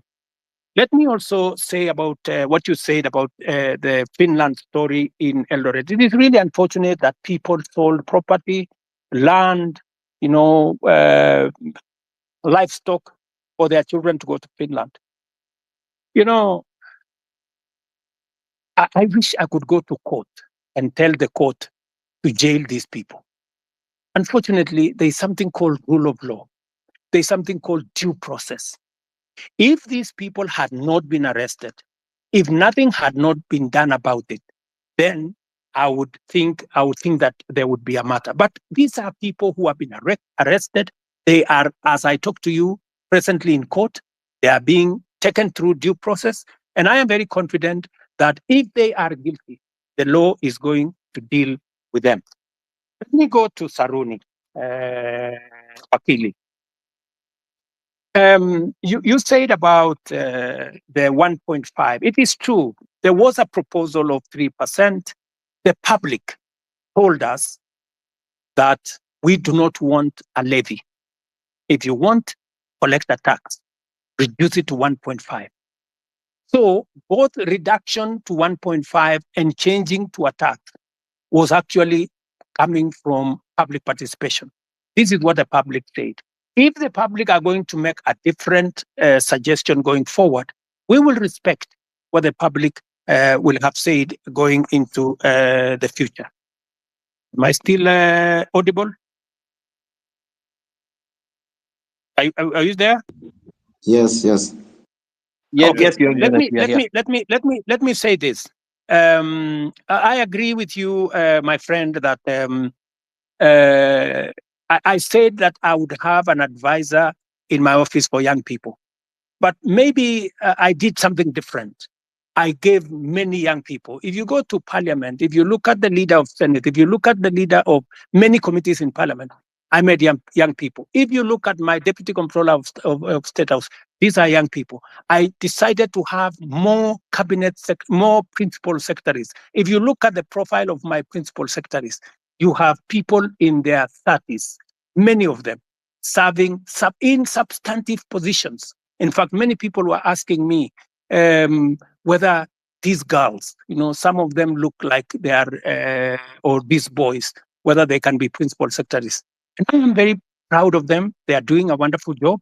But that is something I will consider, Saruni, that as a way of keeping a promise, I think that is something I need to consider. And thank you very much for your feedback. Let me also say on the matter of the law that is bringing problems to 6,000 diploma law students who, because of a law in 2014, I will take it up with the AG.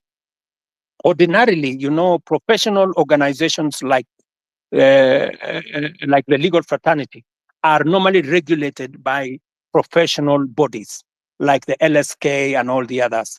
If we get a recommendation from the LSK to the Attorney General, I will be able to facilitate and make sure that we don't enfranchise 6,000 people in Kenya who have undergone training and who need to practice law in the way they want to do. I agree with you that there has been a problem with the Kenya Youth Council. We need to deal with it. And I have told Ababu Namwamba, my minister for young people, to look at whether we have the right forum. The problem with the Youth Council, it has always looked like it is a government agency. We want to make sure that it doesn't look like a government corporation or a government agency. We want it to be a young people's organization in a way that government influence and government intervention is limited so that the young people can speak for themselves. I would welcome ideas, Saruni, from university leadership on how we can make the Youth Council better, more democratic, and more representative of the young people. I couldn't agree with you more on this branding issue. I see faces of people all over the place on government projects that have been done. I think it is made to look like they did it with their own money. I agree with you that this branding, if it costs public money, it should stop. And it is feedback that I am going to take in to see to it that no public money is used to paint people's photos on government projects. Let me answer ex-councillor. I'm told he's ex-councillor, but he's also a doctor. This is good. I didn't know that an ex-councillor, a doctor can be an ex-councillor, but that is good. He has asked me about the NHIF and the transition to shift. let me tell my brother, I didn't get his name, that the reason why we are shifting from NHIF to SHIF is because NHIF is limited. NHIF only captures a small section of our society. It is my intention, as I made a commitment to the public, that every Kenyan must have two things: must have access to healthcare and must have access to health insurance. We must make sure that those people, even those who cannot afford NHIF, because there are many people who cannot afford the 500 we are paying at the moment. And that is why we have brought in a means testing system, so that the people who cannot afford the 500, we have now reduced it to 300 under the new program. And even those who cannot afford 300, the government of Kenya is going to pay for them, so that no Kenyan will go to hospital, whether they are suffering from hypertension or cancer or diabetes or whatever. Either they get treatment because level 1, 2, and 3 are free, or they can go to a referral hospital and there is an insurance system through SHIF, that's a social insurance that is going to make sure that their bills are paid. So, and let me tell you, one very important addition to this program is the digital health platform. The biggest problem we have had in NHIF is the digitization process. We lose a lot of money because of collusion between hospitals and staff at NHIF. In fact, you saw in the public media that there are hospitals that have more accountants than medical officers, because they are gaming the system. We have now standardized all tariffs. There is no way you can be treated by malaria in one hospital and you pay 1,000, and treated for malaria in another hospital and pay 100. We have standardized, whether it is public, whether it is private hospital, we have now standardized treatment. That is what happens world over in countries that understand how to manage matters health. So this is a comprehensive program. It is one program that will change the face of Kenya. Kenyans will no longer have to sell their land, sell their property to go and pay for hospital bills. We will, all of us, stop these harambes and the public collections that we are collecting to go and deal with people. So, my good friend, this is the plan. We have gone through it with Parliament. We have enacted 4 pieces of legislation. It was my plan to launch it on the 1st of this month. Unfortunately, because of the challenges we've gone through with the finance bill, we have shifted it to begin 1st of October, but the process of registration has already started. I think we are on day 4, and already over 100,000 Kenyans have been registered. So, and I want to encourage all Kenyans to register so that we can be able to plan for our health together as the people of Kenya. And we can even plan for our health commodities, and we can be able to secure everybody from matters illness. Thank you very much. Not finish my questions. So as I continue, I know, but my main point was corruption, whether it's an HIF or SHIF. I told you 300 million paid to fake claims, around 9 million today, early in the morning. Will this stop in the new system? Is that since you came into power now 2 years ago, the only thing you keep mentioning is the price of unga going down and the housing project, which we do know very well will not be occupied with the common mwananchi like me. So do you have another project that you can always tell us? The things you promise, a lot of things, from police killings, that things are happening. Which one are you going to address other than the two of price of unga and housing? Now, in the police thing, there's somebody, as someone has told you, you have not addressed. Someone was asking, There's a police that killed somebody, is believed to have killed the first Rex, the first death of the protests. Still roaming. Yesterday, the other day, was seen in a video shooting directly to a crowd. I didn't see the end of the bullets. I cannot tell the crowd to a wall. What is happening to this? When are these people getting arrested? What is the DCI doing about them?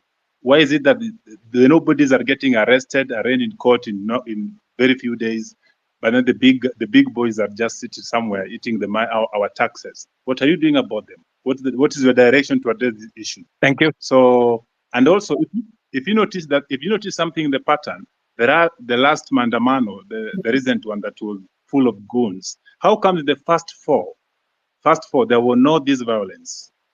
But then there is the last one with coffin in town and police entertaining these people dropping the coffin from the lorry, as well as seen packing them back in the lorry in the evening. It's clear that somebody was behind this and the police could not touch the very people that were doing this. But when it was another person with a phone and a bottle of water, they get shot, they get tear gassed. What is happening? Why do you speak A and do C? What instruction are you giving to the police? Yesterday I saw that you are praising the police for having done a good job professionally. Well, people died. What are we praising here? What Kenya are we looking at? So can we just match the word with the action? We've been talking too much. We see on TV every day. We're on space. When are we getting to see action? Let me give space for other people. Thank you.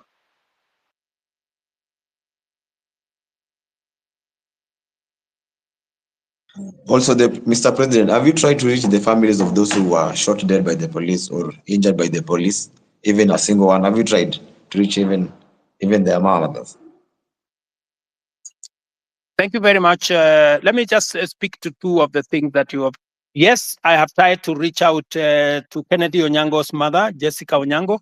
And in fact, I am scheduled to engage with them. I have already sent a message and they were not available, but they know that I have been looking for them and I will be speaking to them shortly. On the matter of this rogue police officer that you say is roaming, that is something that I would want to get exact details of who this is, and I can tell you that we will apprehend him and deal with him in accordance with the law. But let me answer also what my friend... We'll send you video and pictures. Pardon? Pardon? If you're having a difficult locating the police, we have videos and pictures of them. Okay. So that should be easy. Please forward the picture and photos to me, to Hussein, my spokesman here, and also I would appreciate if you can send it to also my inbox if you can, or if you can send it to the Independent Police Oversight Authority. We will deal with it. But let me also respond to you about matters corruption. I want to promise you that part of the pushback we had on implementing our universal health coverage is because of corruption. Very many corrupt people who are gaming NHIF were against what we were doing. That is why they went to every court available, trying to sabotage this program, because they know that they will be out of business once we roll out this program, because there will be no room for them to hide.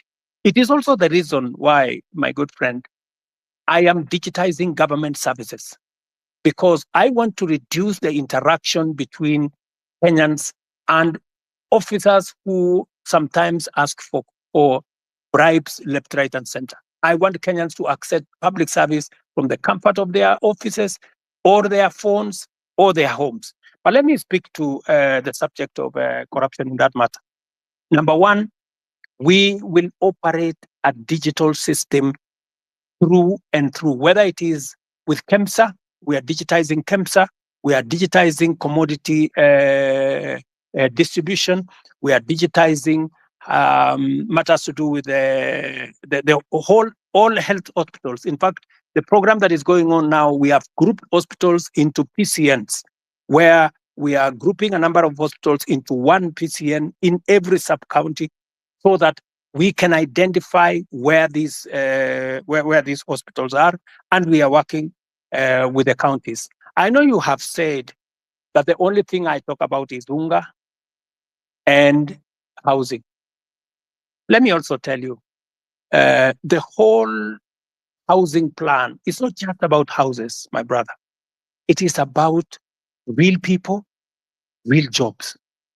Jobs in our industries that manufacture cement, jobs in our industries that manufacture steel, jobs in our industries that manufacture clinker, jobs, engineers, architects, accountants, HR managers, and many people who are working in that ecosystem. And beyond that, let me also tell you, my manifesto is a 5-year manifesto. What you are what I am doing now is a cut. There will be an exam in 5 years, and I will tell you, when I do the exam in 5 years, you will see the results. Number two, beyond what I am doing on the space of jobs around housing, I am actively doing a big program on digital jobs. I was in Ruto the other day, launching with CCI a digital hub that is hiring, as I talk to you today, 5,000 Kenyans in Ruto. I challenge you, you can go to Ruto tomorrow to CCI, you will find them working. And they are not the only ones. We have 140,000 Kenyans today who are working in different parts of Kenya, in TVETs, in ICT hubs, who are not working before I came to office.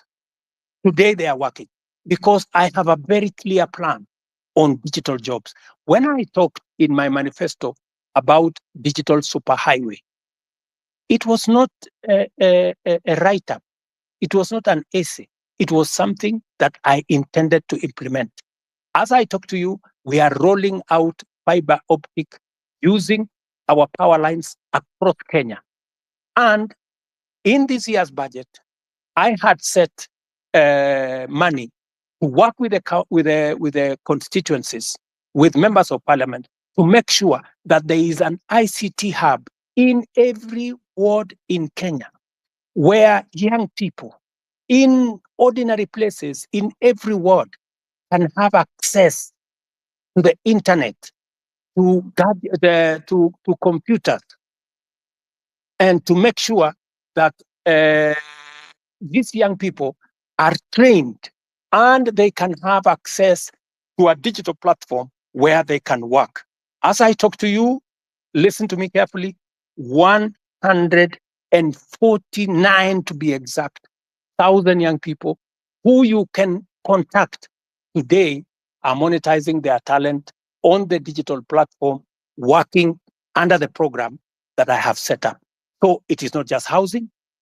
It is not digital jobs only. Let me also tell you, today, because of the program that I have rolled out on matters to do with export of our labor, as I talk to you, last year, 120,000 Kenyans went to work abroad in different countries.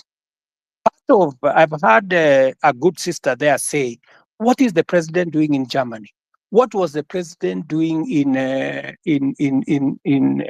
America? I want to explain to her simply, what was the president doing in France? We are signing 19 new bilateral labor agreements that will give an opportunity for Kenyans who want to work abroad, an opportunity to export their talent. I'm talking about engineers. I'm talking about accountants. I'm talking about HR managers. I'm talking about workers in different fields who want to go abroad. And I have now begun the process of professionalizing over the last 2 years that whole ecosystem of labor and the export of labor out of Kenya. That is why we are seeing an increment, not just in jobs, domestic workers, I don't know, drivers, I don't know what. The reason why we are negotiating new bilateral agreements is that we want to go beyond those workers at that level. We want to export skilled labor, we want to export professionals, and we are creating the ecosystem for that to happen.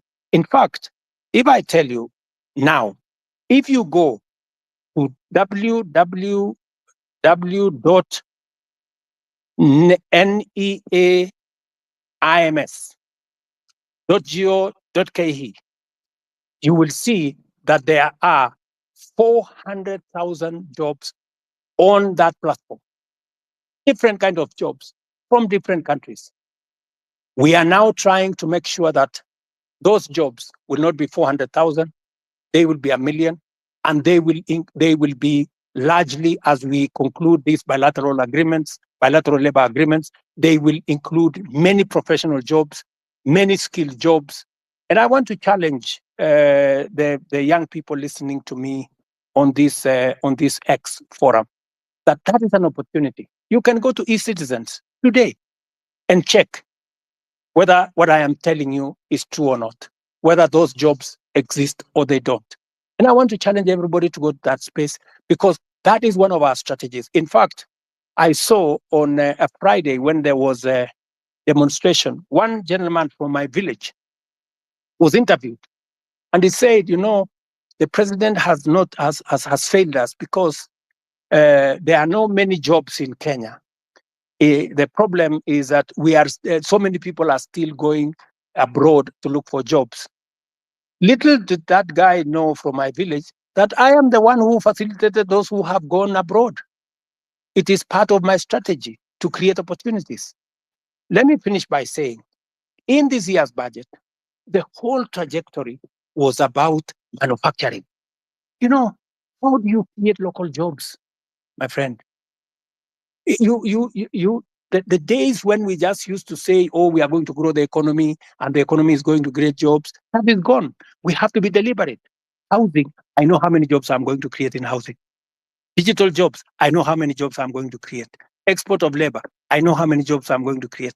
Now, what I had done in this year's budget is to put a mechanism where we promote our own manufacturing, local manufacturing, using local materials, hiring local labor and local professionals, and creating local wealth. There is absolutely absolutely no way we are going to grow jobs in Kenya by making Kenya a supermarket for other countries, by making Kenya an importer of everything.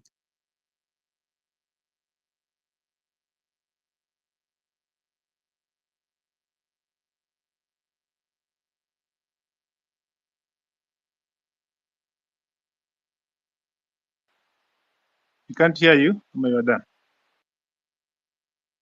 He's done.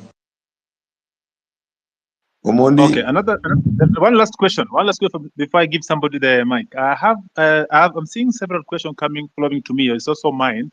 I'm made to understand there's a bill on your table about the IBC reconstitution. I'm wondering how long should this be, or rather, question would be, was it a deliberate not to assign the bill so that when your people, the people that are guiding you, people that cannot listen to us, when you want to try to send them home, we cannot, because there's no IBC commission that's in place. So what is about IBC? Because personally, I come from Nyanza, and my home MP is Atandi. But if I was coming from Nairobi or somewhere and surrounding, the MPs that really need to go home, and the law that there is no IBC to be able to do this, because they have been arrogant, displaying catch. Parliament just passed the bill.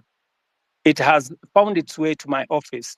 And I want to tell you, I will be expeditious. It will not go beyond Tuesday, and the bill will be signed and gazetted so that we can proceed with the process. I am just keeping it within the law. Thank you. Thank you.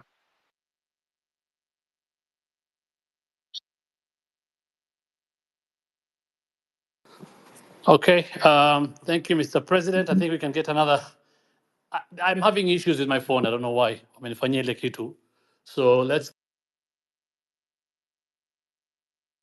get. Hi guys, can you hear me? Osama, can you hear me? Yes, we can hear you, Mila. So Proceed. mine is not. Guys have said all the things that guys would have to say. Mine is, Mr. President. Probably, I think I should address you as Baba Sharlin. Probably you will get where I'm coming from. And can I have your name if you don't mind? Do you mind saying your name? But if you don't want, it's okay. My name is Mila. Mila. Okay, Mila. So, on the eve of the guys who are protesting to the parliament, I'm a photographer and that's what I do. And the guy who was shot, he was shot right in front of me. And it's something that has been living with me in my head since that day. And it really pisses me off. Like, I'm really pissed off. Like, the day you addressed the nation on that Tuesday, no one was remorseful. Like there was no, like, it's like, I don't know, it's just like life doesn't matter to you guys in the government. Okay, I'll give you that. Later you came and apologized, but still people in your government walk to TV stations. It's like life don't matter. And that thing, it has been disturbing me because I saw the boy being killed. Even if you go back, you can go check Larry Madowo videos. He traced how the boy was. He was carrying nothing. Like literally, he was carrying nothing. I know you've spoken about this over and over, but my question is, and it's not even a question, mine is probably just go back and reflect. You are a father, you are a granddad. How would someone feel when the child is dead? I bet from where I stand, none of your government officials have even visited the families or reached out to the families from where I stand. Probably you guys just go back and reflect. Do we really matter as people who elected you? Like where do we stand? Where do we stand as young youths? Like the guy called Rex. He was a guy basically. Was a guy who was born in 2002. Now he's dead. How does the mother feel? And some of your officials work in TV stations, go on social media, and they're like, wanajipiga kifua, mtu anajipiga, and that someone was fucking, someone died. It's painful, Mr. President. I'm talking this because I saw the boy dead. I even have the videos when the boy was shot. All I'm asking is let's have empathy. Someone just reaching out, huh? And to the families. That's all I'm saying. Guys, go back and reflect and just have empathy. And then this thing of guys kujipiga kifua, it doesn't make sense. Someone like Nyamu, like, why is he even there? That's all I have to say.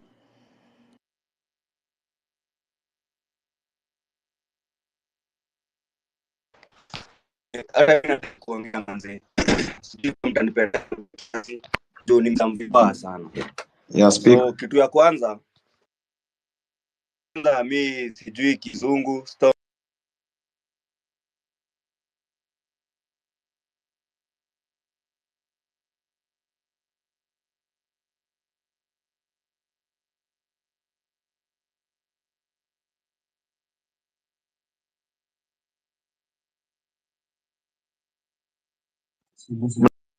Unasikia? Hello? Sorry, we lost you, Speaking. my friend. Tulikupoteza hapo kidogo, hatukusikia. Sorry. You can I speak?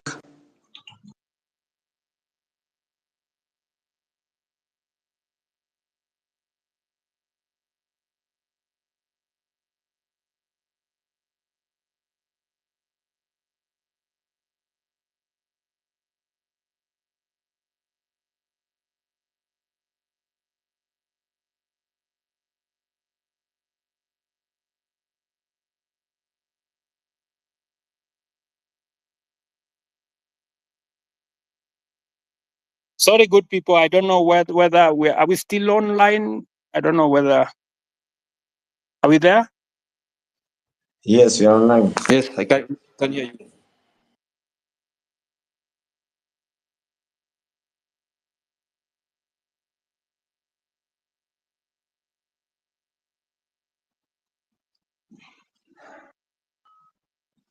Can we go on?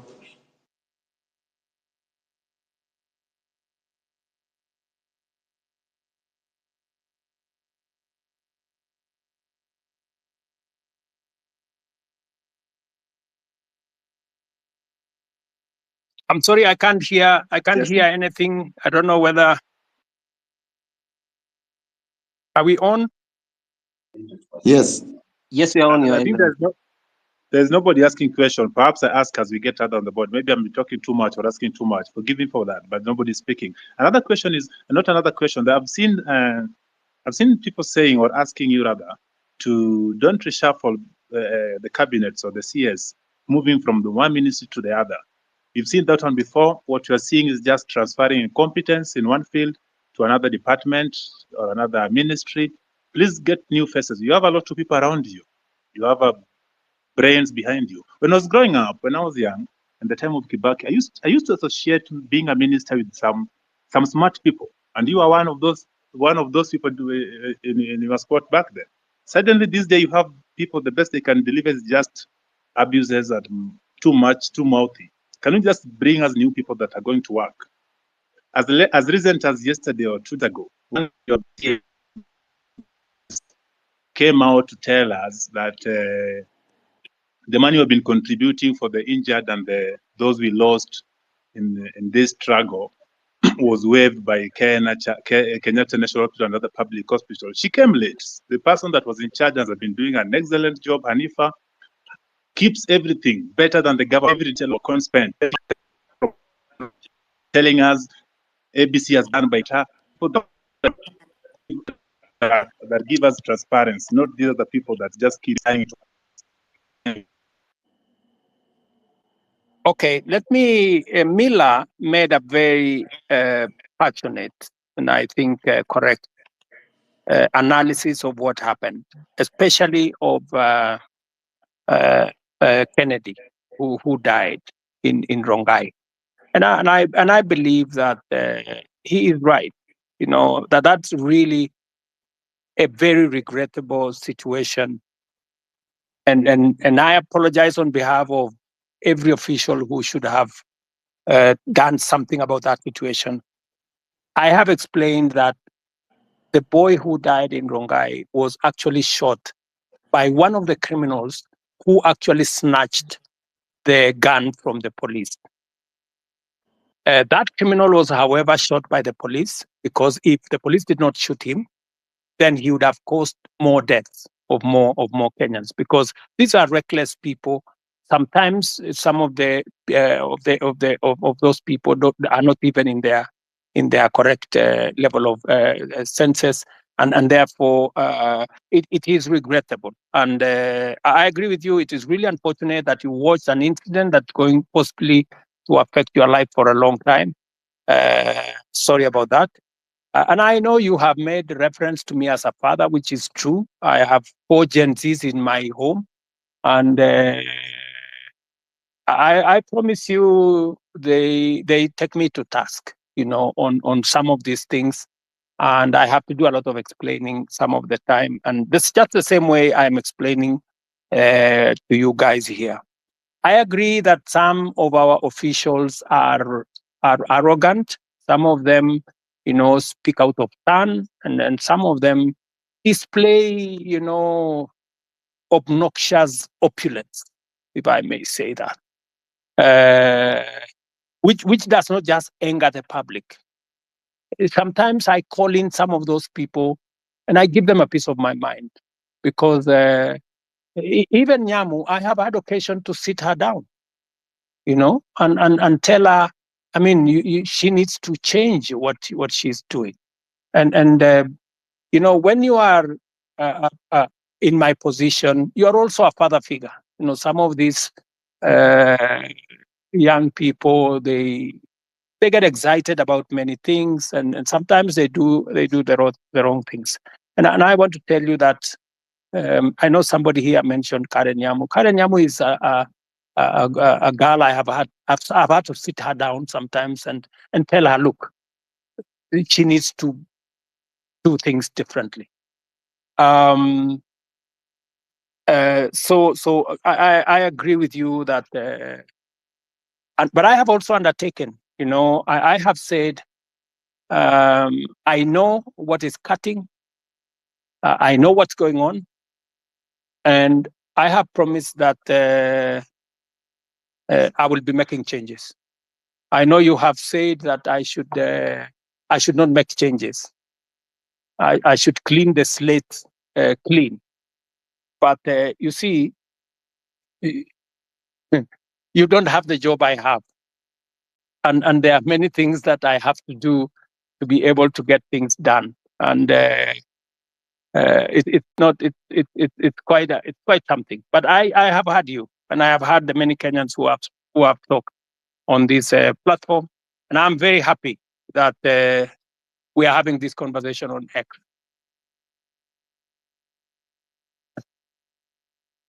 So let me. I don't know, because I had promised that I would be here up to 5. I think it is now 5:15.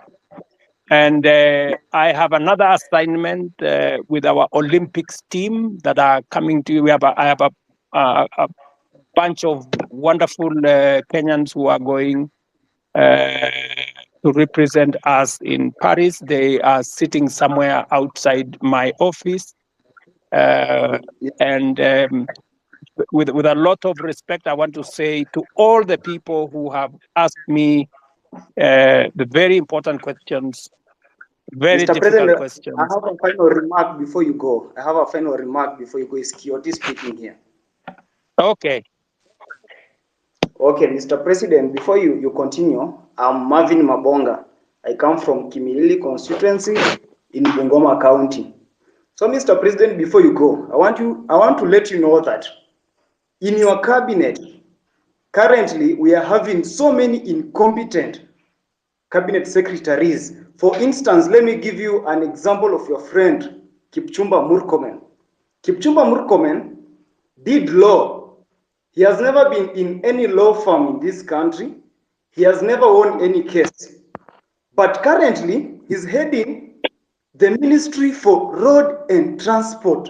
My question is, between, like, where is the conjunction between the Ministry of Transport and a lawyer? In that department, you should be putting there a person who has done even civil engineering, who knows so much about construction. Lastly, the Minister for Agriculture, that person, he even doesn't have a bachelor's. We all know this information. We have the government's website and we Google, we see this information. So, Mr. President, if you are going to give us those people who are incompetent, then we are totally doomed. You know, when we elected you as the president, normally they say, you set a thief to catch a thief. But this time round, when we elected you, Mr. President, that you can help us now catch those people who are corrupt in this nation, you're just there laughing with them. Look at Oscar Sudi. He's flaunting with 20 million in a bag in a public forum. I'm even told that there is one of the cabinet minister who was caught in Dubai with 20 million cash, and you actually came through him, so he wasn't taken to a court somewhere or arrested. You know that, Mr. President. Personally, where I sit, I want to pay my rent by 10th. But because I finished campus, I don't have any job anywhere. I'm just here in the city seated. I will not be able to pay that rent because you promised to give us the jobs. But when we elected you, you are now telling us that in the next 1 year, we are not going to employ the youth. Mr. President, do you think that one is not a lie? Lastly, the other day you said, when you were questioned about the boy who was shot, you didn't know whether he was alive or dead. But now you know that the person who shot that boy is not the police officer. Mr. President, do you think that is a reality? That one is not a reality. I'm very angered person because every time we get to those public offices, we are treated like trash. And that's why the other day I was even on the forefront. You can watch the videos. I was on the forefront in those protests to demand for my right. And now here, Mr. President, you are just taking us through the corners. You are not even going straight to the point. Kindly go straight to the point. When you are asked about the person who is corrupt, you say, this person is corrupt. He has been working with millions of money. Tell us, Omanga bought 60 with 50 million a vehicle which he's flaunting now on social media. Apart from that, tell us that this fertilizer was fake, even as much as it was dropped from 7,000 to 2,000. It is full of soil. So why are we playing games with the public money, with the money that our mothers and fathers are going through sweat to get it, Mr. President? Wherever we are not happy. And of course, if these things are going to happen this way, then come 2027, we are going to come out in large numbers, Mr. President. We'll take votes and we'll take those people home, including you. If at all you're not going to fight for our own rights as your people in this nation. Thank you so much. I'm very angered, Mr. President. Thank you. Thank you. Thank you, my friend Martin. I understand your anger, and you are perfectly in order to be angry because the situation where you're in, out of university, without a job, is something that I have lived through myself. In fact, when I finished university, I did not get a job until I was elected as a member of parliament. But that's not for another day. But let me tell Martin that next week, for example, as part of our housing program, just hold on. As part of our housing program, we will be hiring 3,600 professionals like yourself. I want to challenge you, Martin. There will be an advertisement next week for engineers, architects, quantity surveyors, and many in the construction field, because we are looking for people who are going to work with our professional firms in our housing program. Let me also tell you, Martin, that we need to separate the issues that are correct and the issues that are fake news. The issue of some minister being found in Dubai, I don't know, last week, with $200 million or something, is fake news. That is not true. On matters to do with people you have mentioned were in different areas, today, I am here as a scientist, right? And many other people are doing many things from fields they did not necessarily training, because at a certain level, it is a management issue. It is a leadership issue. It is an issue about leading an organization. So I have heard you on some of the incompetent people you have said, some of the corrupt people you have said. I have listened to you. But let me say this to the public. Of the fertilizer that we supply to the Kenyan public, almost 6 million bags, 20,000 bags were the ones with a challenge. We isolated the 20,000 bags. It is not even 1% of the fertilizer that we supplied to the Kenyan public. I do not want an impression to be created as though the fertilizer we supply to the people of Kenya in millions had any challenge. And when we detected a problem with the 20,000, we not only recalled the ones that had not been sold, but we made sure that our Nini is on Google Map. I made sure that any farmer who had used fertilizer that was not correct was compensated. They were given an extra bag of fertilizer for them so that they don't end up in losses. I have heard you, Martin, as I have heard all the good people here. But let me say this in closing. This feedback is very close, but Miss Please, can I also have an opportunity to speak, Mr. President, before you finish? Acha kwanza niongee wewe Janet. If you can be Kitu ya kwanza if you can be brief, if you can be brief, so that Yeah, I am brief. I am talking in Kiswahili ndio uelewe haraka haraka. ndio Kitu ya kwanza Order, guys.